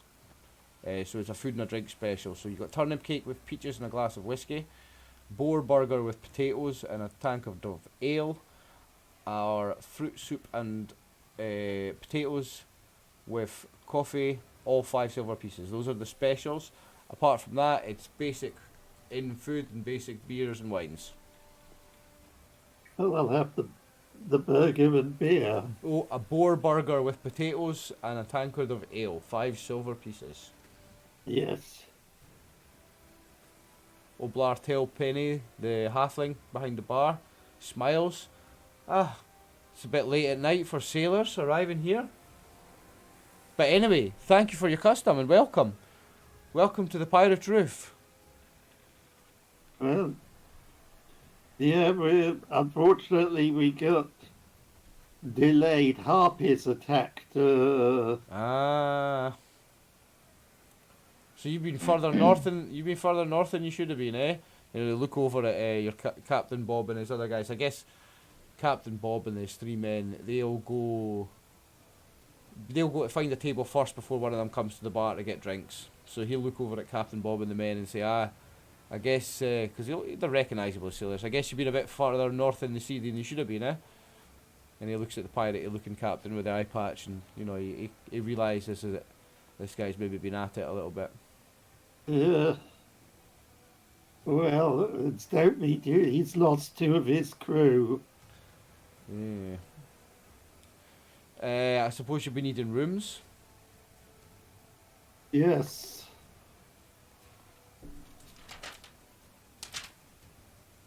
Well, I've only got 2 available, and I guess you'll be kind of squeezed in. But yeah, we can do it. So if the 4 of you guys have a room and the 4 of those guys have a room, then we can manage it. So another 5 silver pieces for each room. So for you guys, 5 silver pieces. That's your room. So is there something where before I start fiddling with the character sheet, is it something where Captain Bob eventually is going to pay? Yeah, actually, because he did say that whenever you're with him, that Norm would pay for everything. So don't worry about the food, the drinks, and the room here. That'll go on your tab to Norm from Captain Bob. Yeah. So at various points, I try to buy around and then fail. Yeah. Captain Bob will insist. Yeah. He'll say as well it's the least he can do after putting you through that just for a bit of shits and giggles because he was just trying to have a carry on. My Discord. Well, Sorry, Tammy? the speaking sparrows were a bit vicious. Oh, right, hang on 1 second, Peter. Tammy, what did you say? It's okay. You're struggling with Discord? No, it's alright. If you guys can hear me now, it's fine. Yeah, I can hear you. You're a wee bit quiet. Actually, I think I can turn you up a bit. I don't think you're at full volumes. Give me a second, I can turn you up. Turn down. Yeah, there we go. Speak now. Hi. Mhm. Hello. Ah, that's better. Hang on a second. It's good for him. Kiara's just staying on the boat with the bear. And sneaking Can up. I take sneaking like, hold on. Sorry. Can I is it a thing to recognise? Like, would I like acknowledge that like maybe go ask that lady if she could If she could what? because she's an elven lady. Yeah. So could I like go and like ask what's a good or if they have any nice elven wine? Oh, right, okay. Like to acknowledge that we're like Yeah, okay. So you're not talking to the barman, the halfling behind the bar. You're talking to the elf lady at the bar drinking. You're just saying, just making casual like friendly conversation. ah, okay, right, okay. And then also to maybe get some wine to take back to the boat. Okay, so yeah, this lady will say, hello there, young lady. My name is Ellis Methea. I'm a merchant, and I've seen many drinking establishments and many elven wines, and she does air quotes. No, I would not say that in here is such a very good one. And she looks at the barman, and the barman's kind of, hanging his head a little bit, tail between his legs, because he knows, and he's being spoken down to, and he's just kind of taking at this little halfling. She's quite condescending and quite mean about it. She says that it's quite crap. Oh. Yeah, well, one thinks that the halflings are probably the food's better. Yeah, so this lady at this moment, when you do speak to her, she's looking you up and down, Kiara, and your companion, she's looking them up and down, and she'll say, so what brings you to Seafield? I forgot the name for a second there. I'm a trader, we've right? actually- This is the last stop on my route. I'm a trader. I will head back up the Silver Road now, all the way back to Silverhall. What brings you to this neck of the woods? I would probably not be too specific with her. I would just say that we are actually here as part of a detour, Okay. and we've came too far north instead of hitting Helmsmere. Okay. So she's looking at you I'm up not and gonna tell her down. what we're doing. You're not gonna tell her what you're doing. Okay. Nosy bitch. So which way do you travel? From here? Or do you stay here? She'll ask you. Which way are we travelling? Yeah. She's Now, I'll change maps again. North, are we not? So, I have direction sense as a NPC as well. so you are here. You need to be here. The Yeah, road. so we're going north. Well, the road is.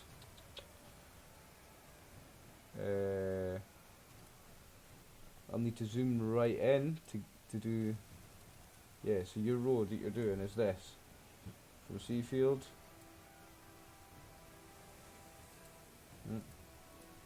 But the general way we're headed was up. North eventually, but you're doing that. If you miss out Helmsmere and just go straight up the Silver Road, you're doing that. Guys, this is a trek up to this place. well. That's why we were wondering if there's a boat to Asker. Yep. Asker is a port in the northeast, is that right? Yep. Yeah. A port city in the northeast, much nearer Silverhall. Should I get this lady on side and ask her if they're merchants, like, should I ask them if they, like, I have very good, like, charming things. You're gonna I sound cast like charm on her. Bartley. Well, I could cast it on her, but I've got, like, You'd be well aware that your charm I'm a spell is. charismatic. Yeah, I'm like, You're I'm a meaning fucking your people charisma. person. Yeah, to use your charisma Yeah. is better here because she's an elf and they're 90% resistance to Yeah, charm that's what I'm anyway. thinking. Like, do I just get her on side and like thing it, and then ask them and just tell them a little bit? But they're merchants, so they might know how to get up here. So, Yeah. Is this you're laughing? Is this a stupid No. idea? No, I was laughing No. at somebody's calling it on Twitch. Oh. The thing is, she wants to ask you something. She wants, what's the word? Like, guarded. She wants her caravan guarded from here. Protection. Yeah, she wants protection. She's travelling to Oh, Silverhall. okay. She's travelling to Silverhall and she'll pay you handsomely to guard her caravan, you and your group. This is what she wants to say. Well, do we need a whole group? Like, we've got the bear and me and Stinky. No, but the thing is, she's going all the way back up the road, all the way up to Silverhall. But she's stopping. She'll be stopping at all the major. I've not drawn them in on the map, but there'll be more. Yeah. She's going to stop, but she's willing to pay you to take her all the way up the Silver Road, which is fucking. I'm keen, but I can almost hear Darrow's thoughts inside his head. She's like that. Darrow is in this conversation at the moment. Yeah, Yeah, you're but I talking can to her. I can hear it in my head of like, well, we have to stop at every place on the way up. How long's that going to take us? But I'm quite Weeks. keen to be saying yeah. No, sorry, not there. You're going there. No. So forget the last few of them. It's like that. We'll do a quicker one. Fuck. Like a 400-kilometre route, basically. Yeah. She wants to do that. In a hurry. What Darrow wants to do is that in a boat. 300 I know. kilometres by boat. I know, but that's what like there's stuff hitting the water, tsunamis, like We could stop at each time. We could have a little rest. We could eat. We could drink. Speak. I know he's not going to want to. I can hear him, and I'm keen to say, just fuck the whole thing up. So she's offering you to pay you handsomely to be her caravan guards. Now at this point, Kiara, because she's just talking to you at this point, she'll introduce the man sitting next to her. Now the man's name is Artan. Artan is alone now. He used to be part of a company of 3. Him and Bretha, who was a cleric, an adventurer just like one of you, and she points to your friends, and she notices, because she can tell what you are, and she sees it 2 of you clerics. Yeah. A cleric like one of your friends. And Odo. Odo was a halfling, like the good man here, and she looks at Oblar Telpenny, the barman, and Odo, and she's got a tear in her eye now. Odo and Bretha died on the way here. We were attacked by bandits. Bandits of all the things. It seems the Kingsguard have slowed down their patrols on the Silver Road, and bandits are a thing again. For years there was no bandits on the Silver Road, and just between Helmsmere and here, I've been attacked by bandits on the Silver Road, and I have lost 2, not only employees but great companions of mine, Bretha and Odo. They came with Artan. I hired the 3 of them together, and they've been with me a long time, and she's got her hand on Artan's shoulder. We're like a family, and Artan like gives you a look like as if to say, nah, she just pays me really well. But yeah, like he seems more upset about his companions, the 2 companions that died, than he does about her. Like, seems like the 3 of them were a lot closer than they are with the woman that employs them. But that's the story. Yeah. They were 3. 2 of them died on the way here. She's trying to get back all the way back, but she needs to. She's a trader. She stops on all the stops on the way back, and she's willing to pay you guys handsomely for the one journey, just from here to there. She'll take on more full-time staff when she gets there, or whenever she comes across someone full-time, but if you're heading there, she's willing to pay you to go there with her. I'm not going to lie. I want to just say yes. Right, hold on. So, is this just me and her having this? Yeah. Well, Artan is there as well. And Artan's there too. Yeah. How Yeah, many rounds in am I? Or drinks-wise, Yeah. well, it depends however many you want to be, I guess. Your drinks are on the house because they're paid for by Norm. So, I feel Captain like Bob I has got a maybe, tab. like, at least 2 in. Okay. Maybe. So you're feeling confident? Yeah, confident. The conversation's going quite well. You guys need to remember, I'm pretty young as well. This is like my She's first very young, adventure. Yeah. Yeah. So she's going to make a snap decision without the party's approval here. Yeah. When are you guys leaving? When are leaving away tonight? In the morning. In the morning. Can we have can we just have a drink and something to eat first? Speak to everyone. I'll speak to you again before you. She says, I mean, even if you could just take me to Helmsmere. If I can't find anybody, hopefully, surely I can find someone at Helmsmere. But if you're going all the way there, then why not come with me? Are you heading to Helmsmere in the morning? I've been to Helmsmere. I wasn't going to stop at Helmsmere, but if you guys can't accompany me all the way up the road, you can accompany me to Helmsmere, and maybe I can find someone there. I'm gonna say yeah at the Helm. Straight off the bat. Sorry, guys. Well, the thing is, Helmsmere's the port where you're likely to find a boat anywhere. You're not going to get one here. I know, but I don't know if people wanted an escort and bother with bandits and stuff, but it sounds like you can ride, so we're in. We'll help you with that.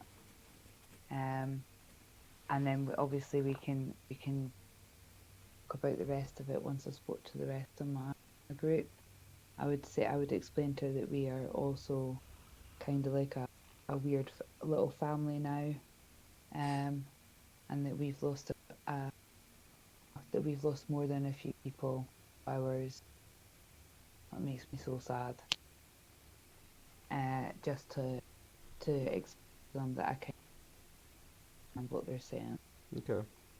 And tried to get her to be cool with me, wanting to at least speak to people about it first before I say yes. Yeah, so you're going to say a provisional yes for now. Yeah. But yeah, that we'll obviously speak through the night. I hope we can still keep on down for it. Just drawing in a wee couple of roads. It is 9 o'clock. It's 9 o'clock, so it's break time. You're correct. Just filling in a wee bit of detail on the roads here. Notice do you like my map? I've just been adding on these towns like that as I make them. Each one of these maps has a map. Each one of these little towns has its own map. So, I'll just quickly show you, for example, Helmsmere. Oh, wrong one. So that's just a little one. Helmsmere. We'll come back to that other one in a second. Brian, but I love how you've been doing your. So It's pretty is cool. the walled city. Yep. Helmsmere's walled. Rainier's Emporium. Yep, I've started adding some of the shops and stuff. You remember Annie's Adventures Annie's Adventure Essentials. back in the other place? Yep. So let's pull you back across to where were we? The world map, eh? Silver Eyes. No. So, should we take a 5-minute break? Yeah. Yeah. My dog out.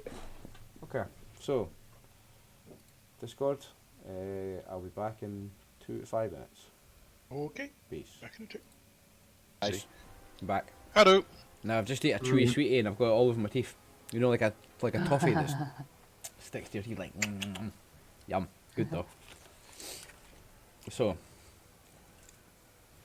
Tammy, did Kiara actually make a deal with her? She said no, we're gonna think about it and talk to you in the morning because she's staying. Yeah, I Yep. said yes to taking her to Helmsmere at least, but Okay. I said to her if she was cool, just give me like the night to like mention it to everybody and see what everyone's saying because we do have to go as one and we are already. Okay. And Captain But Bob. like kindly tell her that, like I want to keep her on side, Yeah, Captain Bob's not. He's going to leave his boat here. With 1 or 2. He's probably going to leave his 3 men here on the boat, and he's going to go back to Helmsmere because he needs to try and hire some more sailors. Ah. So he's happy to travel with us and the merchant. Yes, because he needs to hire more sailors. He's going to leave his boat here, hire more sailors, and then sail it, like recover it from better there. go into a bigger place as well, to be honest. Yeah. Ah, so in that case that will work out. Does all work out Yeah. nice. Don't say I'm not good to you. I knew that. I knew all that already. It'd be sweet. Don't say I'm not good to you. But it makes sense. He needs some more sailors. He lost 2 of his sailors. He needs to hire another couple of guys. He's not going to find them here in Seafield. He's going to go to Helmsmere, the big town, the big walled town. Not quite a city, but a big like walled town.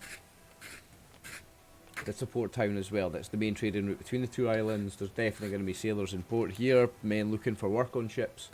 So that's where he's going. Captain Bob is heading to Helmsmere. What's her name again? Ellis. So it's Elys, Ellis. She is heading to, or Elise. Let's say Elise, right? I wrote it down and I didn't decide how to pronounce it. Elise. It's probably at least because that sounds posher. It's more elven than posh, right? So she's Really. gonna head to. She'll go Helmsmere as well, but she's going up the road because if she doesn't, she's going up the road either way to Silverhall. She's gonna go to Helmsmere to try and hire more full-time help, but she's willing for you guys to take her to Helmsmere. But ideally, she'd like for you guys to take her all the way up to Silverhall, and she'll pay you very handsomely. How long will it take to get there? Weeks. Weeks.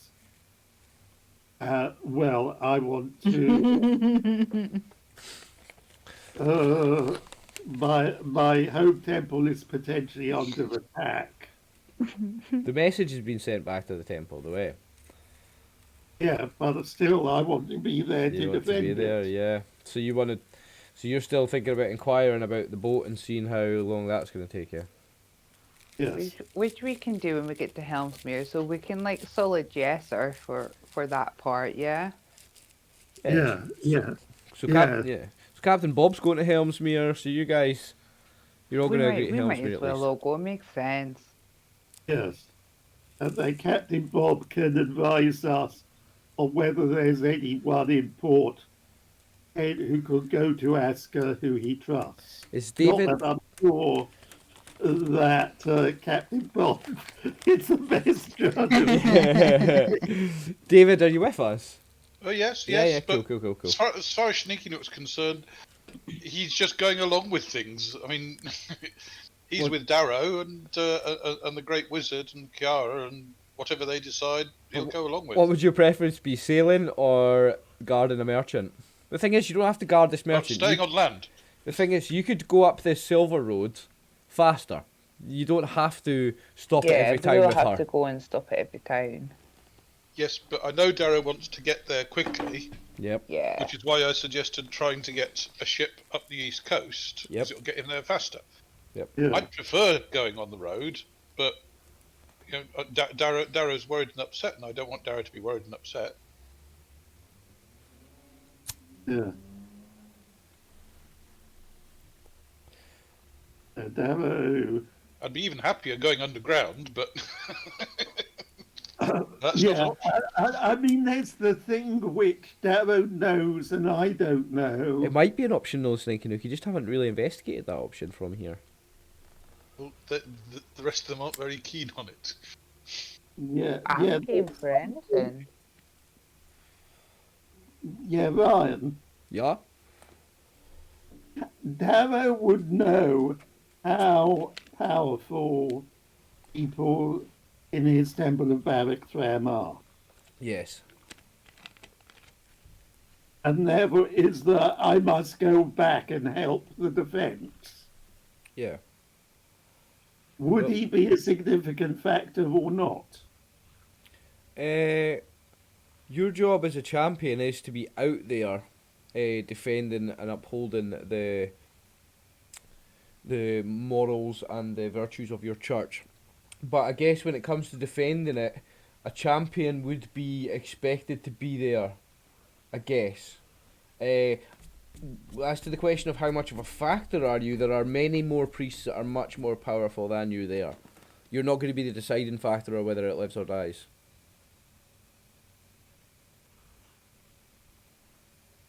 Right.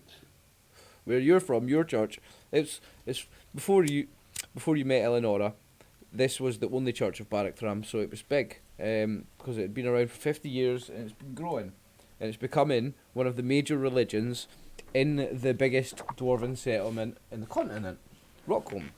It's becoming quite a big major part of the religion there, one of the well worshipped gods. So it's quite a big church with many high priests, many high level priests. Right. So under those circumstances, there's an argument that I get experience on. Well, it depends. I mean, is this a meta concept? Sure. If I escort this person to Silverhome, then I will get more battle hardened by whatever we meet on the way. Meta, yes. Outside of the game, yes. Meta outside of the game, be a lot more fun and a lot more involved in an overland cross-country journey than there will be over a sea journey. We've just done a sea journey, do you know what I mean? There'd be a lot more involved, a lot more fun, to be Do honest. it, Peter. The different towns and everything. It's up to you, though. We can...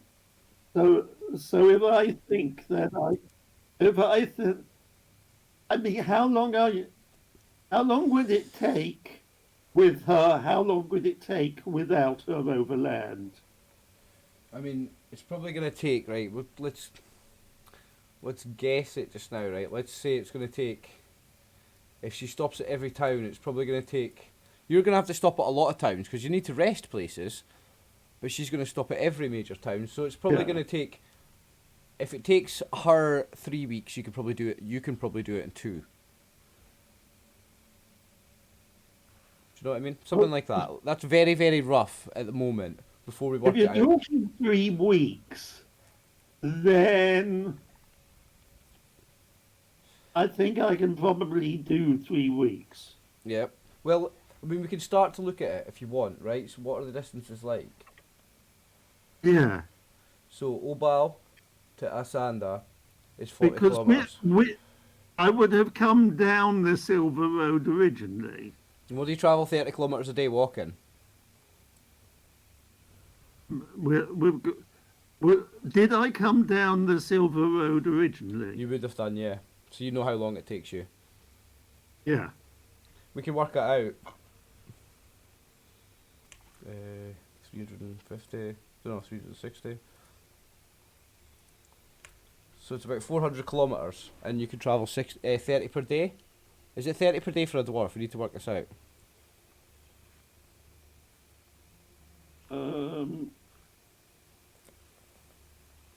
It's cross country. It's 400 kilometres. It's on road. Yes. I think last time we asked. I think it was 60 80. kilometres. I think it was 60 How kilometres far? for humans, and then 30 for dwarfs and halflings and gnomes. I think. Under normal conditions, a character can walk twice his movement rate in miles in those 10 hours. So that's... So in theory, if dwarves walk 9, then that would be 18... Sorry, is your normal movement rate 6 or 9? 6. 6. So that would be 12 miles, which is 18 kilometres Per day. per day. And it was 400 Surely we kilometres. can just decide though. And that's across clear terrain. So it takes you about... Question, and then it's a case of how much faster you can go along a road. So, yeah, so it takes you at least 2 or 3 weeks at least. Darrow.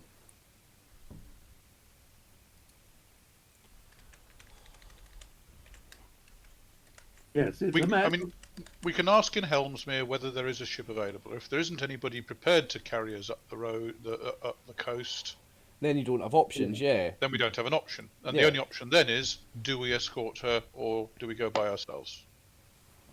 Yeah. Yeah? Yeah, because you could probably get there a week faster if you don't escort her. Let's say at a guess, it's probably a 4-week journey with her and 3 weeks without. Okay. But if we can get a ship to take us up But that's the coast, walking. Remember, you're talking about walking at dwarf speed. You're not talking about everybody being on a horse. You're not talking about speeding things up a little bit. There are faster ways to go on road than walking at dwarf speed. Yeah.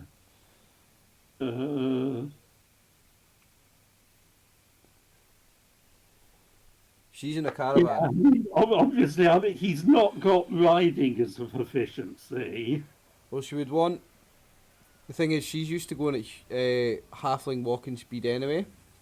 Because she has... Yeah. In fact, no, she's used to going at human walking speed. Because she has Artan and Britha, or now just Artan, but Artan and Britha before would be walking either side of the caravan, and Odo, the halfling, would be up front in the caravan with her. So you picture like like a carriage, like with a front seat for two horses out front, and then pulling the caravan with all the goods. So so it's basically a large wagon. yeah, a Plus wagon. us. That's the word. Yeah. So she's. What are the goods? Or are you asking her? Well, I feel like we're getting along okay. I was maybe So- asked a little bit well, about. Roll 1d20. I want to know what roll we're- 1d20 if then. we're going to be. Sorry. That's cool. Roll 1d20. Lower's better. Rolling against your charisma. Okay.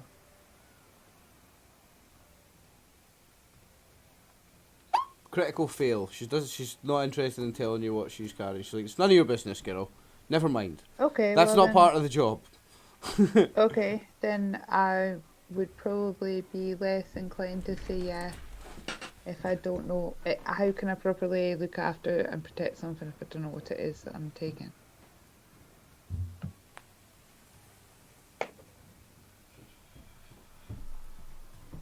She'd say to you, it's a standard job, it doesn't matter what I'm trading, I'm a trader. It's trade goods, I just want you to protect it. I'll pay you to protect it, not to know about it. Okay, so are you paying us more kindly because we're not asking questions? You are asking questions. No, would we be paid more kindly to not ask questions? You'll be paid kindly if you do the job. And the job doesn't involve asking questions. Okay. This is because you rolled that 20. She's had a bad reaction to you. I know. No, it's okay. Okay, so yeah, she's not interested in telling you. Makes me more interested in knowing.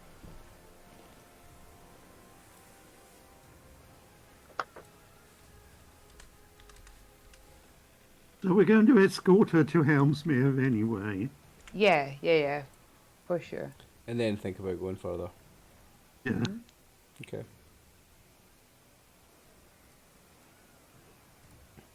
But that'd be in the morning, that's when she's going. Yeah, and we'll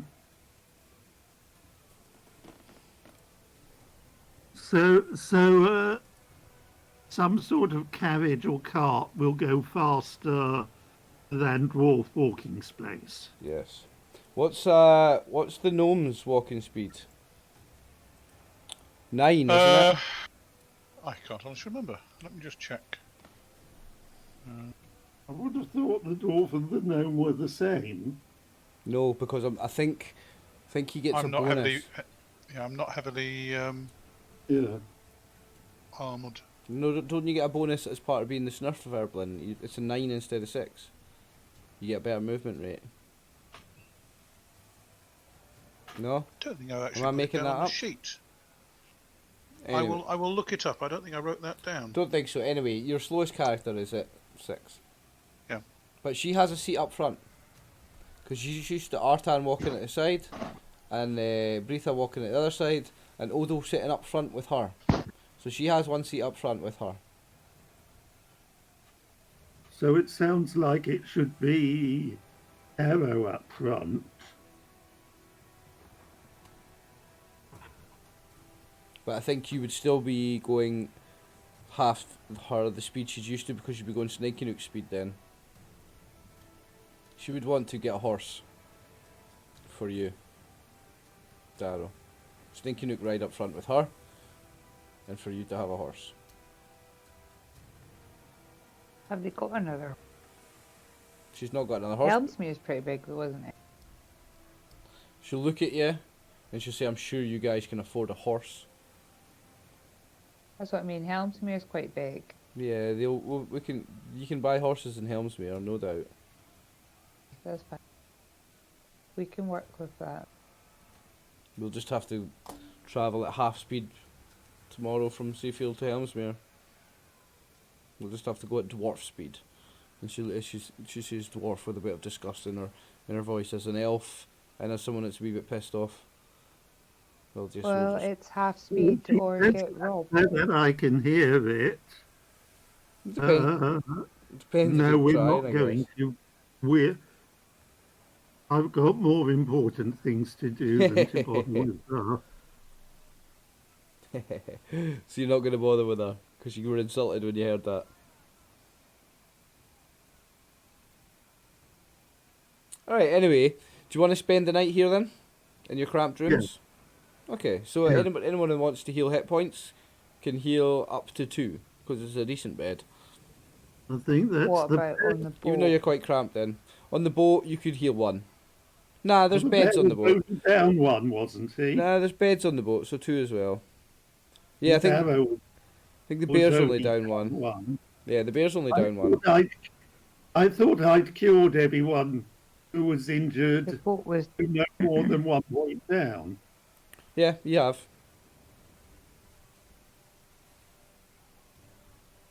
Just saying, because we're resting, that if anybody needs, but I don't think anybody does. I think the bear is down 1 and he'll get that when he rests. So you wake up in the morning in this inn in Seafield. Forget its name again.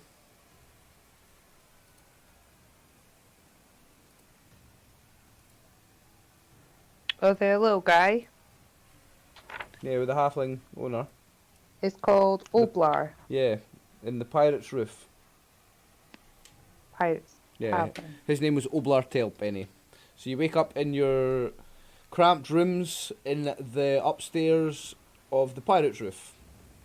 The Wake inn up on at the this boat. small town that you've landed. In Captain Bob's boat. Captain Bob is want to travel today. He wants to go down to Helmsmere to hire some more sailors and then come back here.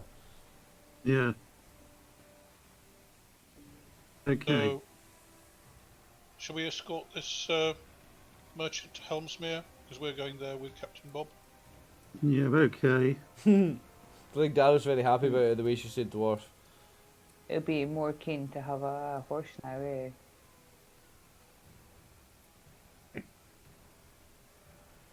Daro, can you ride a horse? No. Not many dwarfs can. It's not a very dwarfish thing to ride a horse. So you want to travel? Yeah. Okay. Yep. I'll change the map again. Sorry. Back on the world map. How much is she paying us to escort her?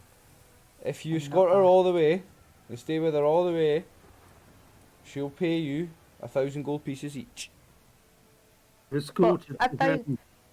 How much That's was it.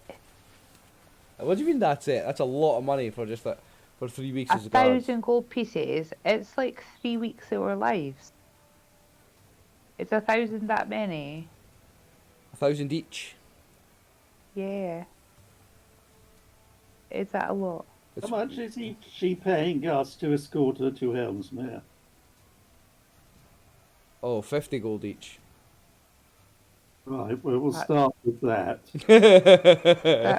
That seems pretty shady to me. Really? Well, if you think about it, Well- 1,000 well- gold is roughly equivalent to buying a +1 weapon. Isn't that right? Well, my spells were like 150 when I was buying them in that place. So like Yeah, if I equate it to like having to buy stuff, it doesn't 100 seem like that much. It is 150 gold. Is a lot of gold. When you think about when you're buying 100 gold or 200 gold for a spell scroll, 100 gold Or is a were they lot just of hella gold. expensive scrolls then? Nah, well, that's a standard for a scroll, but 100 gold is a lot of gold. What you're losing sight of is how much money 100 gold is. Okay. 100 gold is still a lot. It's like 1,000 gold is a +1 weapon, which is a magical weapon. So it is a lot of money each. Okay. 1,000 gold. It's somewhere you're already going anyway, so it depends on your attitude. It could be seen as Okay. quite a lot of money. I just want to quickly ask, is she including the bear when she's talking about paying people? No. She's talking Okay. about the 5 of you. She'll say the bear's not a person. That's fine, then he doesn't carry any of her shit. Okay, nice. She doesn't. She's not asking any of you to carry anything. Well, She that's just fine. she just wants you to guard her wagon, or guard her caravan. 1,000 gold each for the 5 of you. So she's including Eleonora.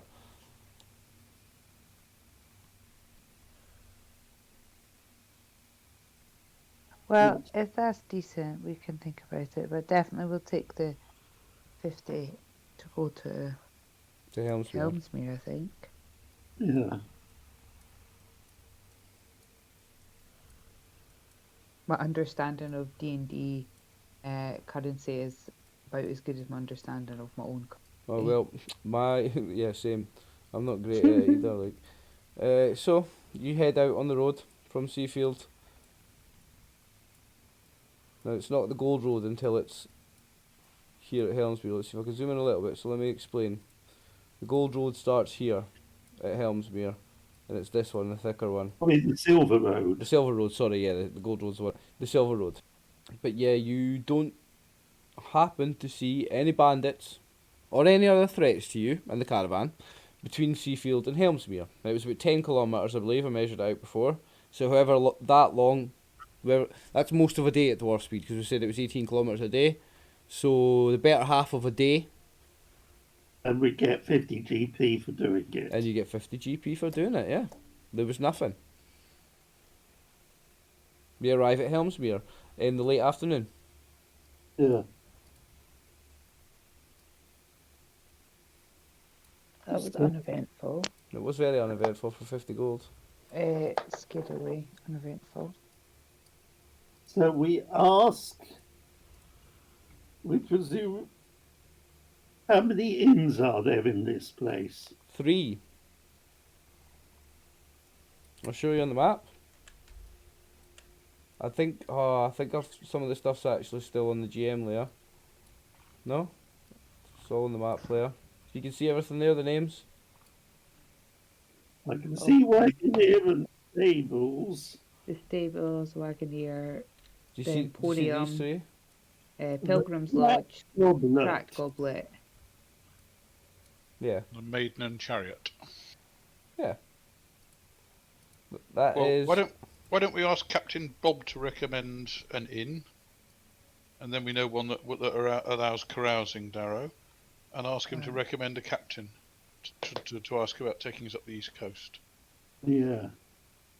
So we see what boats are in and if he can recommend.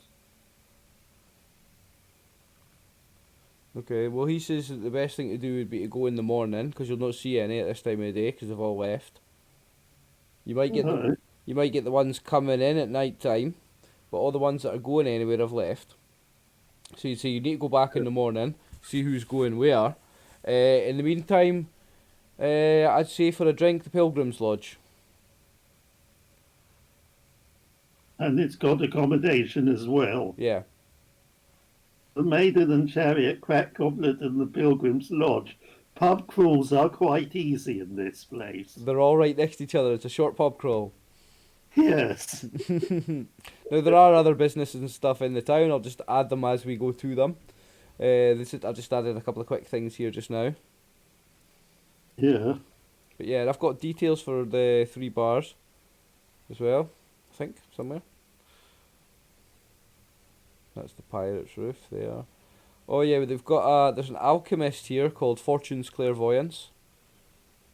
I'll add that to the map. So let me do that. Ah, so there may be potions available. Yep. So let me just quickly draw that on the map then. Fortune's Clairvoyance. Yep, and we've got a jeweler as well. Let me put the jeweler in the town. I is a jeweler's. Yeah. What else do we have? Got the Alchemist. I've got the Taverns. I've got the jewelers. That's enough for now, unless you want me to add any more. Let me put these on the map player. Oh, the 3 churches. I'll show you where they are.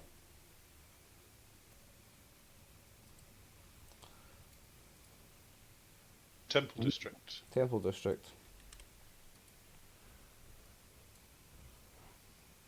Gods are they too?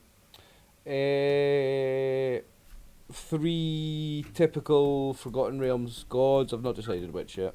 When it matters, we can decide. None of them are gnomish, presumably. No. Not interested. Human ones. Human ones, maybe a dwarf one. Maybe. Yep. I'll roll that up later. Gypsies don't worship gods, do we?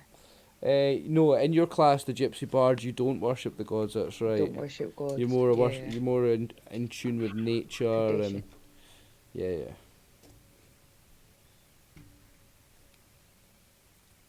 So you arrive in town mid-afternoon. One of the first named places you would see is Fortune's Clairvoyance. Yeah. What Captain Bob tells you, check the docks in the morning for a ship. He says he's going for a drink in the Pilgrim's Lodge. I'm happy to go with him and find out I want to find out how much it's going to carrying cost us you, yeah. up there is likely to cost. Yeah, okay. So how many are you? We're 5 and the bear, aren't we? 5 and a bear. Should I maybe look at the stables? Yeah, you probably might need to stable the bear for the night. Yeah. But once I've got somewhere like secure to put him, I can maybe get a couple of food. So 10 silver pieces or 1 gold piece for the night. You can stable up the bear. They're charging you more than they would for a horse because it's a bear. And, Yeah. Yeah. and it's I'll, awkward. I'll give them the 1 gold piece. Okay. So, you get the bear stabled up, no problem.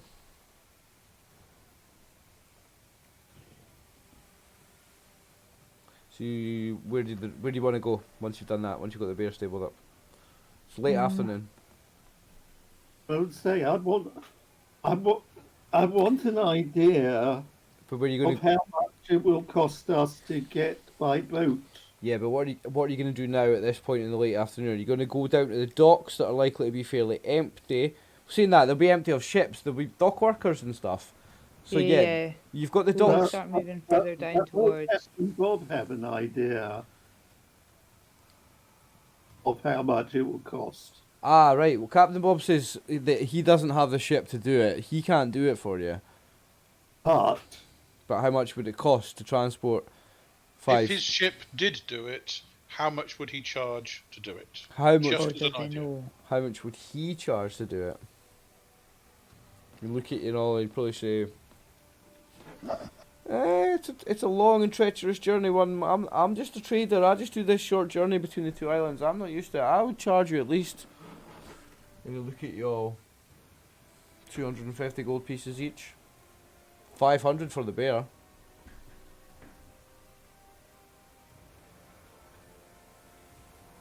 250 each, 500 for the bear. We may not have that money Well, I don't, says Stinky Nook. Do you not? because we've advanced a load of money to To the Great Wizard. the Great Wizard. And you got armour, and you got long swords +1. You could trade in a couple of spears +1. Remember, you've got 3 of them. Did he get 50 GP? Oh, didn't you trade one in? Yeah. Did the Great Wizard get 50 GP? I don't know if we've added it to his sheet, but he would. I'll add it to his sheet. Yeah. Bless you. But let me. I think the sea voyage may be coming out of the question.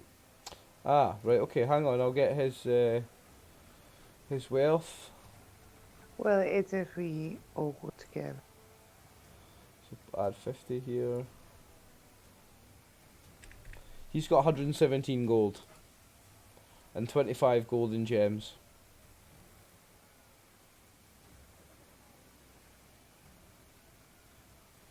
I've got That's with the 50 I just added. 579. I have, hold on. I have 240 gold pieces, some silver pieces, thingies, but I have 2,850 worth of gems. What? Yeah. Everyone else spent a fortune and you still got all that. Yeah, I had animals to pay for as well, though. Yeah. Alright.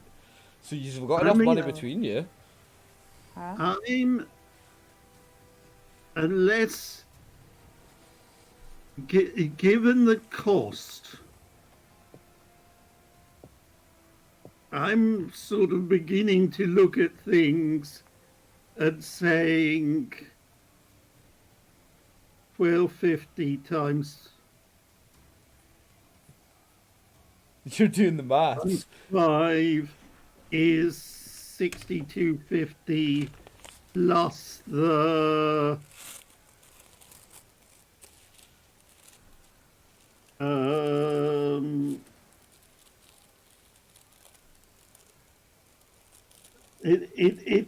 it's 750 difference between her paying us to escort her or our going by boat.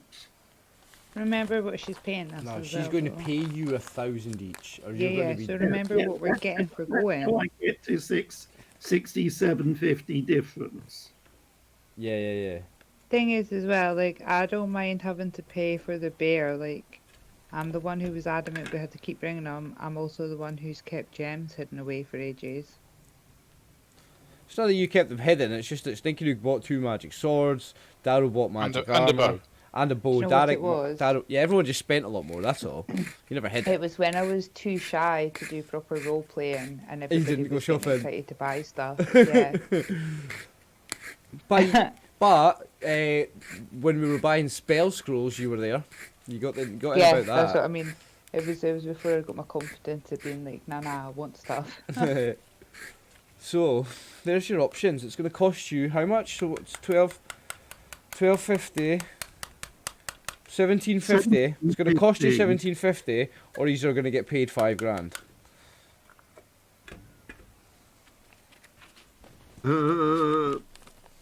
But this was Captain Bob giving you an estimate. He doesn't do it, remember? Oh, yeah. This is like, we're going. Ah! Oh, I'm so sorry. I just got like a ripping bad paper cut. Oh. Oh! Take 1 damage, IRL. Ow. That's 1 damage, Sorry. IRL, yeah, paper cut. So, Oh, it was bad. Well, don't put lemon juice on it. No. so for the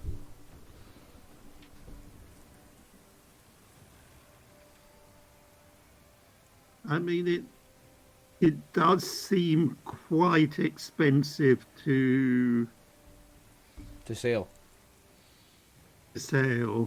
That's just a guess, though. It was just a guess, yeah, from someone that doesn't do it. Don't make solid decisions. But also somebody who knows us. We'll be trying to persuade Yeah. a stranger to do it. This is true. Yeah, that was. This guy knows and likes you as well. Let's ask, though.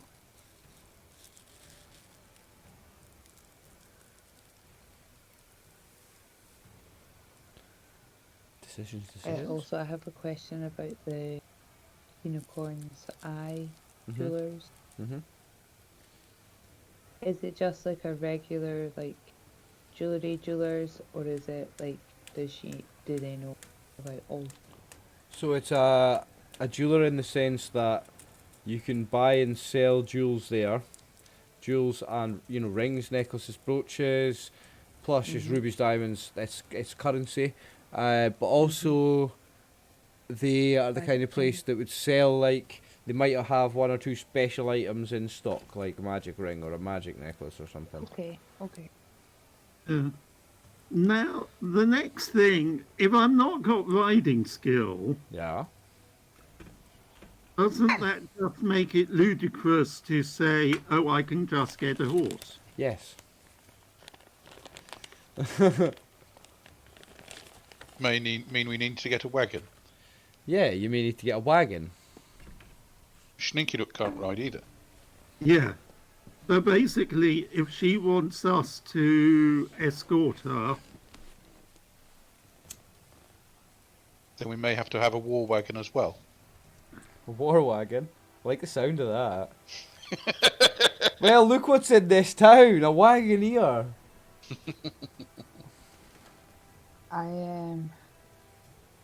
It would make sense to, and it would maybe be helpful to her to have another wagon. We're stopping in lots and lots of towns. What if they need extra stuff? We need to carry all our camping gear and food and so on anyway. Well, she's wanting to pay you to Yeah, escort but I mean, her. like, this is to try and get her to pay for it. Yeah. But she's wanting you to escort her at walking speed. This is where you get problems as well. She wants you to go at human speed. She's used to walking at that speed because she's got her one halfling up front and the human and the elf walking at 12. If you guys are getting a wagon for Stinkynook and Darrow because you don't walk at 12, those are the 2 guys that she wants on the front line, like out there protecting. She doesn't want them up on a wagon. But I guess you'd have to then think about But if something. our wagon goes in front, then we will be on the front line. Yeah. But since we can't ride, do we need a wagoneer to drive the wagon, or can we do that ourselves? Isn't wagoneering a proficiency as well? Yep. So but yeah, if we you would can need a use- driver. If we hire a wagoneer to go up the Silver Road, And instead of having a cargo in your wagon, you've got a dwarf and a gnome. So you just and our guys, gear, and spare arrows, yeah. and Kiara and Cornaith are walking, the bear. and the bear and, And the Artan. bear. I mean, what speed does the bear walk at? 12. Oh, in that case, he's okay.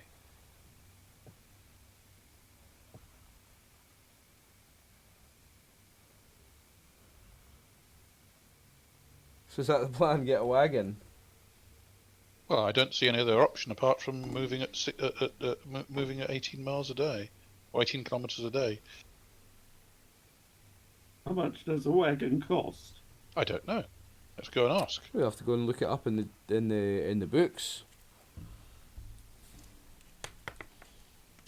So let me have a wee deek at the rule books. Dungeon Master Guide or Player's Handbook? What do you think? Handbook. Arms and Equipment Guide would probably be even better. Equipment for mounts.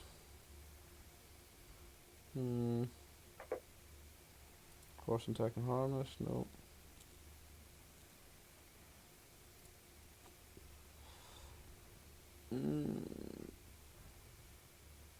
Nope. Okay. So Player's Handbook. Equipment. Money and equipment. Equipment lists. Services. Well, the mega list I've got has an open wagon as 150 gold pieces, or a closed wagon at 250 gold pieces. There we go. 150 gold. I would probably say the Or closed one would be we a can better hire, idea. or if you want to hire a teamster with a wagon per mile, 1 silver piece. one per silver mile. piece. Yep, 1 silver piece per mile to hire a teamster. But let's say kilometre, because I've measured it in kilometres. So that's 400 silver pieces. 40 gold. Let's not do that. That's the cheaper option. It will cost you 40 gold, that's all. 400 silver is only 40 gold. To hire a guy Okay. to to hire get... a teamster and a wagon and his Yep, that's a horses. driver, the horses, and the wagon. You can hire them. Oh, Yeah. And that saves us having to. We'll be able, if we bought, we might be able to sell Mm-hmm. when we get to the capital. But if we have the Teamster, then we're not Well, forgetting all Well, about even that. if you may- buy it a may wagon go- and horses, you're still going to have to hire a guy to drive it. So even if you Thought bought... teamster. I thought that was teamster with wagon per mile. Yeah, that's what I'm saying. You're going to hire a teamster with wagon per mile, or if you were to buy a wagon and horses and own it, Yep. We'd still you'd need to still get have the to teamster. hire a teamster. Yeah. The only question is whether we have to pay him double that, because he wants paying for returning. no, surely they only pay one way. It's like a taxi. Can't charge you for It depends whether he can job. get employment to come back Yes. Now, down. if you were hiring a teamster and a wagon here, he can do it as a one-way journey, but he's going to charge you more than 400 silver pieces, because the roads are more dangerous now than they have been recently. He's going to charge you actually double, and he's going to charge you 1,000 silver pieces, so 100 gold. Just to drive a wagon, So are we- to drive his wagon with you guys sitting in it, he's going to charge you 100 gold pieces for the journey, however long it takes. Are we being upfront with them about what it is that we're doing? Like, are we telling them that we're going as protection, or are we just keeping that like? But no, are we going as protection? It's up to you and Darrow, really. But well, I'm game. I was happy to say yes back at the pub, but I do have a feeling that he was pissed off, so I was happy to wait and say yeah if he wanted to. But I think we're going to find out how much. And what? Is Eleanor having no opinion still? Well, it's your temple, not hers. Eleanor is, yeah, taking a back seat as an NPC. She's not casting a vote anyway. Right. So Barrack Thram has a protective function. Yep. So protection is is the moral of your deity. So you're inclined to it in that So sense. if I'm escorting her That's in the way of religious duty. Yes, absolutely. To protect is your religious duty. She's asking for your protection. So even though she seems quite Bit stuck up. stuck up, even though she's unworthy, The thing is, her companion, this human guy, he's been nothing but nice to everybody. yeah. So in that case, because of protection being a function of the god, Uh-huh. I think I'm prepared, however, even though I don't like this woman, to escort her there. Okay. Provided there's no more delays than she's sort of indicated in advance. No, she's stopping at every stop on the Silver Road. She's not going to go off the Silver Road. She's travelling up the Silver Road. She's doing her trade route. Yeah.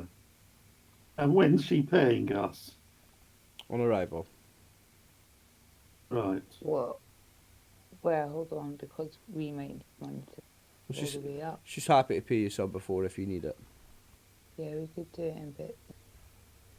She's happy to pay you half now and half when you get there. Okay. I feel like that's fair. Snake Nook? I'm going along with whatever they say. And how are we paying for the carriage? For our wagon? We need to generate How a much name is for the your wagon driver. again? 100 gold he wants to charge you.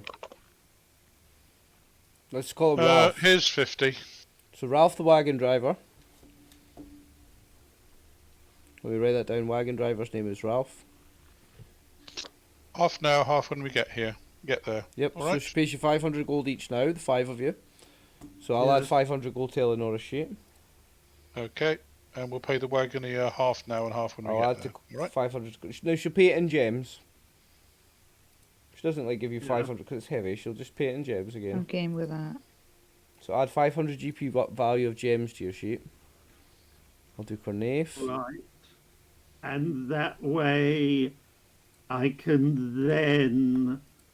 we can then go to the Alchemist and see what we can buy. Yep. There we Ryan, Yeah, I'll sorry. Ryan, I'll pay the wagoner 50 gold now, 50 gold when we get there. All right. That's fine. So you're taking care of the payment for the wagoner. Yep. Well, I'll pay when we get there, Okay. Okay. Okay. There you go, guys. unless we because it's basically it's mainly for the two of us. Okay. You pick up so everybody remember this, I'm not writing this down, I'm just making this off the top of my head. You pick up a wagon driver named Ralph. He's got one brown horse and one white horse. The brown horse is called Chocolate and the white horse is called Milk.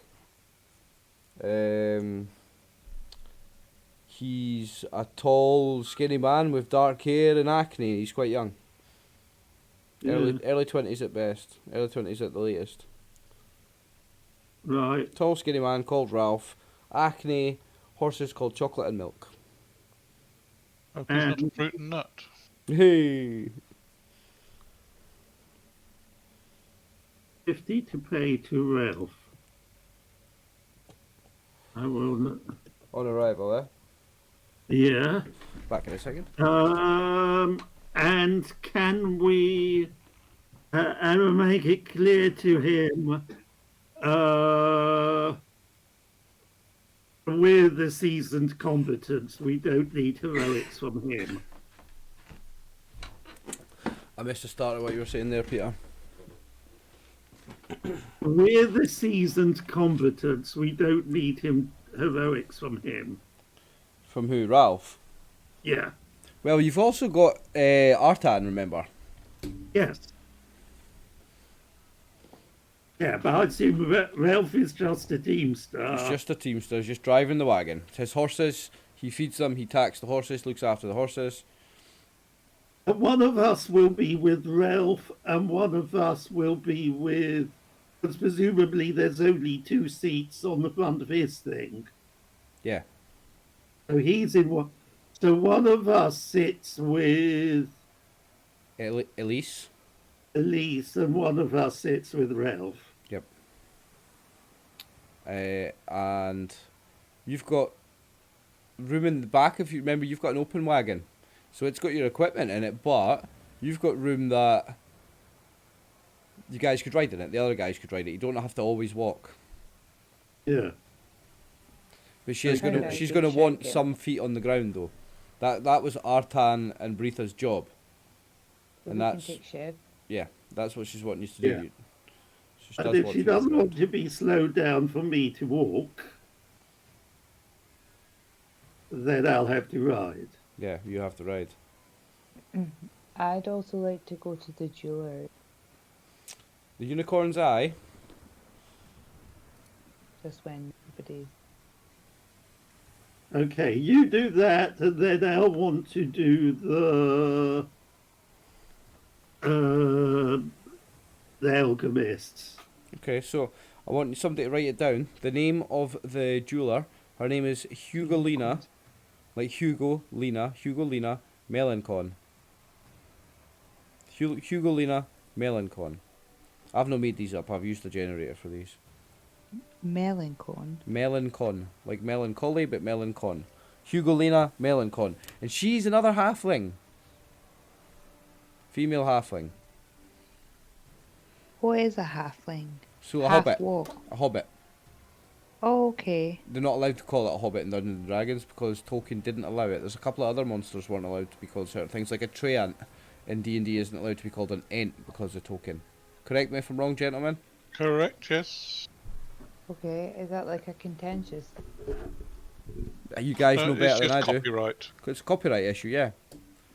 That's all right. Okay. I call them Ents and Hobbits in my campaign. Did you know that in the Warhammer world, orcs are with a K, dwarfs are with an F, even if it's dwarves multiple, it's dwarfs with an F, and orcs are with a K. Yeah, I wouldn't did know the surprise me. dwarf thing, but that's only because I've watched you play Hours. Yeah. Anyway, so her name was Hugolina Melancon. She's a female halfling, the jeweler, in the Unicorn's Eye. Is she nice? Let me get the details of her.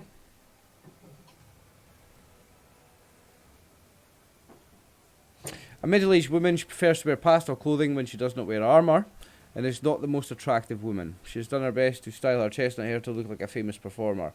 Her brown, unseeing eyes seem to look past you. There you go.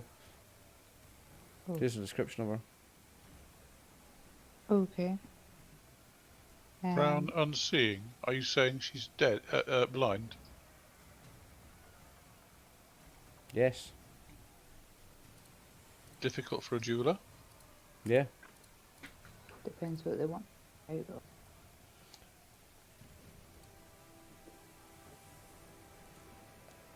Well, when you go into the shop, you see Sorry. only her. In the front of the shop.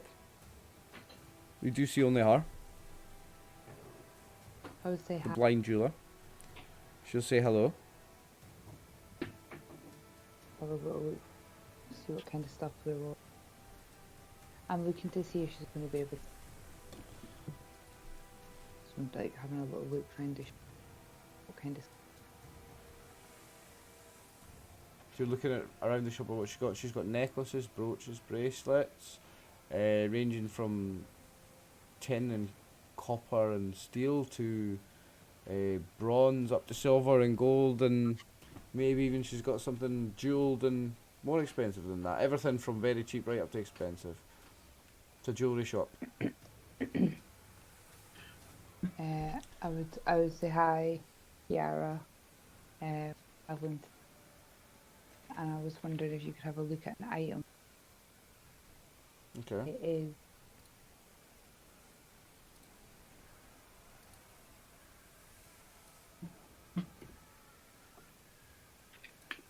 She handing her something.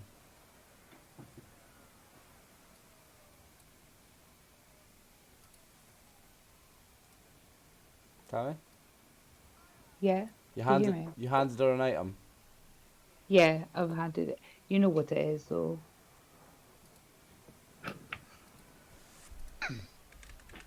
I know what it is. Yeah.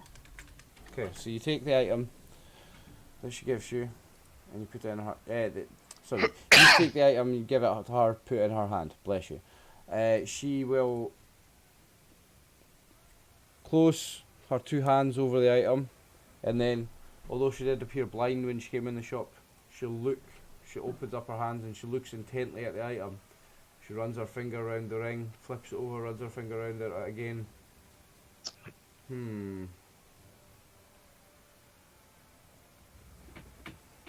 This is not all that it seems, this ring. This ruby ring, this is a ruby ring, and she holds it up and it glints in the light of her shop through the sunlight coming through the window. And she spins it on her finger and it glints like it's got really expensive, fancy red jewels on it. And she's telling you that the rubies, this is not all it seems, young lady. This is something you need to see. You need to take to a magic specialist, someone who can identify magic items. For this, it's not all that it seems. This is not just a ruby ring. This is something with some sort of magical power, it appears. Does it feel like a bad magical power though? That I do not know. That I cannot tell. Okay. Okay, thank you so much. I would obviously ask her what she wanted in terms of payment for having. Oh, but I've not identified it for you, sweetheart. No, I cannot charge you for this. I know that it's something that I cannot identify for you. You need to take this to a mage. This is not a service I can charge I you feel for. bad. It's still taking up her time though. I'd probably have a little look around the shop then and see if she has any gaudy. Yeah, she's got lots of lots of gaudy bobbly jewellery, lots and lots of take your pick, like rings, earrings, brooches, necklaces, bracelets, Ooh, tiaras. Ooh. Anything you want. Right from copper and tin right up to silver and gold. I would probably have a look and see. Ooh, a gold chain. A gold chain. Yeah. Nice. Okay, she's got a quite a thick gold chain. Might traditionally be worn by a male with big thick links on it for 150 gold pieces. Ooh. I'm with the boys all the time. It's a very big, thick, expensive gold chain. Plain, doesn't have a pendant, it's just big, thick. Like, I guess the modern equivalent is like Cuban links. Mm-hmm. You know, like big, thick gold links. Yeah, like a Chavi Lottery winner chain. Yeah. She's got a gold one in them. I'd maybe think twice. We're going to be travelling. I don't want to be like as much as I think I probably would. I'd maybe see if she had like a brooch then. Yeah, again, brooches. She's got all sorts. Ones with little butterflies and jewels on. Okay. Let's say she's got a thing with semi-precious stones. There for 10 gold pieces with a butterfly on it. It's a butterfly, and on its wings, it's got embedded into its wings. It's got little, not jewels, not precious jewels, but little semi-precious stones. 10 gold pieces. Yeah, I'll buy that.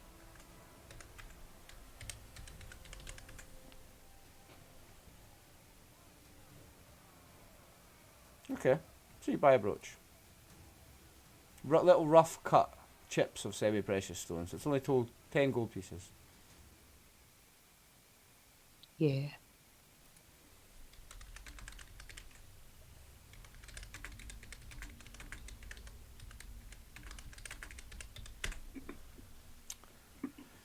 She doesn't have anything magical in her store. That's okay. I'm quite happy to take something at this time.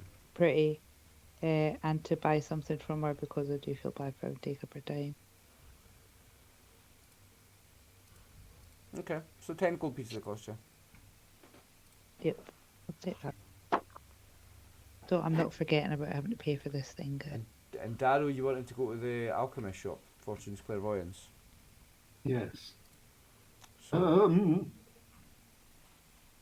And Tammy, Mhm. just a reminder that Cordaith, I think, acquired Identify recently. Okay. So if you do want that ring, I think, yeah, actually, no, that rings a bell because um, we had spoken about it already, Cornaith and I. mhm.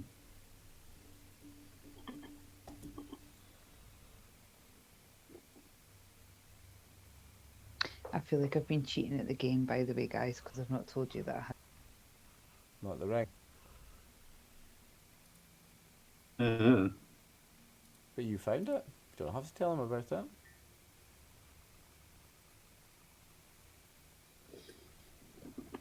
So anyway, Fortune's clairvoyance is run by a female human called Elizabeth Chance. a female, A female human called Elizabeth Chance. right? In chance fortune, she's playing on her name. The Alchemist is a timber-framed and large single-storey building with several shuttered windows and well-made wooden furniture. It contains a high vaulted ceiling and a corner table with herbs and unfinished brews.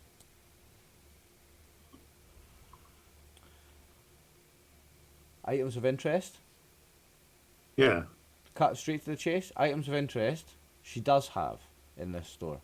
She has. Hmm? She does have some items of interest in her store. So, for 150 gold pieces, she's got the Potion of Greater Healing. That's the one from the DMG page 187. Extra healing is that? Potion of Greater Healing. DMG 187. Hold on, I'm needing to start a document to note these things down. Okay. And I don't know whether other members of the party have come too. There's only going to be 3. There's 3. I was in the. Yeah, Kiara was in the jeweller's. So there's 3 items of relevance. A Potion of Greater Healing for 150 gold. Yeah. Potion. Hold on, I'm trying to open a file. Or are you going to? I've got this saved actually. Yeah. Potion of Resistance for 300 gold. Resisting what? Potion of Resistance from DMG 188.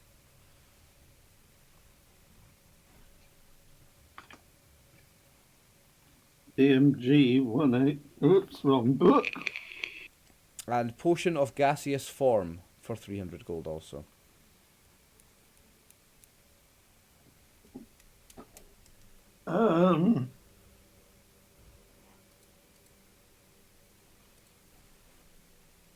I don't. No. What a potion of resistance. Yeah, let me have a look at that as well actually. So, Dungeon Master Guide, Magic Item Okay. Description, Potions, List of Potions. Resistance. Why is it not showing up here? Potion of Resistance, DMG page 187. Miscellaneous Magic maybe? Yeah, that's on weapon functions and not to do with. Why can't I find Potion of Resistance? And as I say, potion of greater healing again is. Right, okay, so I'm perhaps looking at the wrong thing. So let's say it's a potion of 1d10 healing. And a potion of fire resistance. And a potion of gaseous form. Right. I think my information is half filled out here. I used some random generators for some stuff in the shops, Potion of gaseous form, potion of fire resistance, and potion of 1d10 healing. There you go. gaseous form definitely doesn't interest me. You've got a certain amount of healing already. Yep. You've got a load of potions as well, 2 clerics in the And, party and a load of potions, so you're quite good with healing. and fire resistance, I can cast resist fire. Can you? It's a second Nice. level cleric spell. Nice. So I think I will tell the other members of the party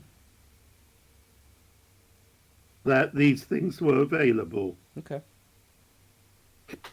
And you might want to, if none of the players here take it, you may want to inform Paul. About the potion of gaseous form. Well, any of those. Was it potion of gaseous form, greater healing, and I forgot already. Particularly fire resistance. Yeah. Because he Well, all we need to do, know, we'll just end the session still in this town then, and Paul still has the same chance to get these things with his character next week. yes, because if we got a character with, if he's someone with very low hit points, Yeah, so he might want some sort of resistance potion or even the greater healing potion.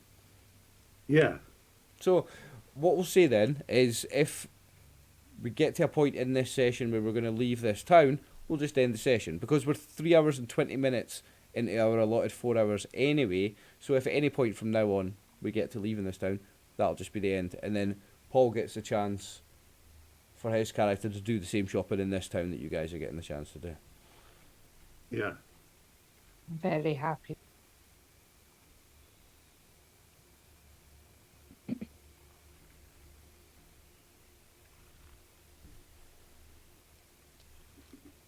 So that's the major shops in the town. Wagoneer in the stables, the Fortune's Clairvoyance, the Alchemist, and that's the one that we think Cornaith might want to look at. And the Unicorn's Eye, the jewellers. You've got Rainey's Emporium, which is just a general store. It's right on the dock. Yeah, I mean, obviously, Sneaky Nook may want one of those potions instead, but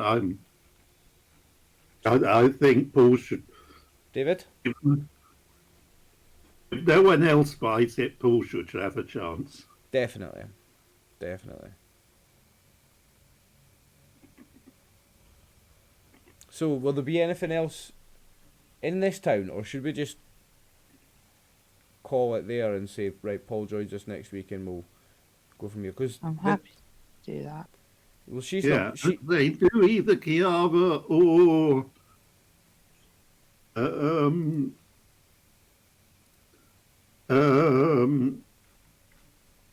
or Sneaky Nook fancy any of those 3 potions. No. What Sneaking It was going to do was check where the merchant is staying and go and ask for information about what we're likely to find on the road up. You don't need to go through that, it's just I'm trying to make sure that we're not surprised by finding things or we know in advance about particularly dangerous areas. bandits. And Barrow's done the journey the other way, so Yeah. Generally, Dara, when you did the journey, the road is well travelled by merchants, but also by patrols of what's called the King's Guard in this country. yeah. The King's Guard are the police slash army slash, the town guards, plus they patrol the roads. It's the lawmaker, the arm of the law, not the lawmakers, it's the arm of the law. And they protect the roads for travellers. But this Elise, she's telling you that apparently it's been less patrolled, the road, the Silver Road, and it's become much more dangerous and bandits have become brave again. So, you're expecting bandits. Expecting to be robbed. So that's concerning. Hmm. But she says that she would expect for you to be robbed travelling without her, just as much as she would expect for her to get robbed without you, and she expects for us, even travelling together, for there still to be something going on. Like, we still should be on our guard. Even our numbers now might not be enough to put off a larger group of more organised bandits. Hmm. We're hard as fuck, it's okay. She doesn't know this though. We do. She doesn't see the couple of +1 longswords and that tucked behind Sneaky Nook's back, and your sneaky +1 dagger tucked into your belt. She doesn't know about all this Or stuff. how badass where bear is. Yeah. She doesn't know about the bear, because he was the bear's in the stables, so she's not met the bear. Yeah, yeah. No, she did meet the bear, because the bear came down the road with you. He was in the... Yeah, Yeah. the bear came down. She has met the bear. Yeah. She's not seen it in action though. She's not seen him do anything yet. He's a though. core member of the party though, I should start giving him XP and level him. Maybe just a little bit, Right. So we're going to call it a night. I think so. Because I think we want Yeah. Paul's character to have every opportunity to do everything you Yeah, I guys are think doing in this town. it's fair. Because the next thing is to leave this town and head off. Hmm. Is to head off on the journey up the Silver Road. So we're only cutting it half an hour early if we do, so it's not a big problem. We've got 3.5 hours instead of 4. It's better than Paul missing something. It's felt mega fast tonight, guys. Yeah. Paul did miss a cool battle, but he's not going to miss anything like plot-wise, so... We'll pick this up next week, guys. 7 o'clock UK time. Okay. So, Right. Tammy, David, Peter, thank you very much for playing. Thank you Thank very much. you. I'm gonna Thanks for entertaining us. Oh, yeah.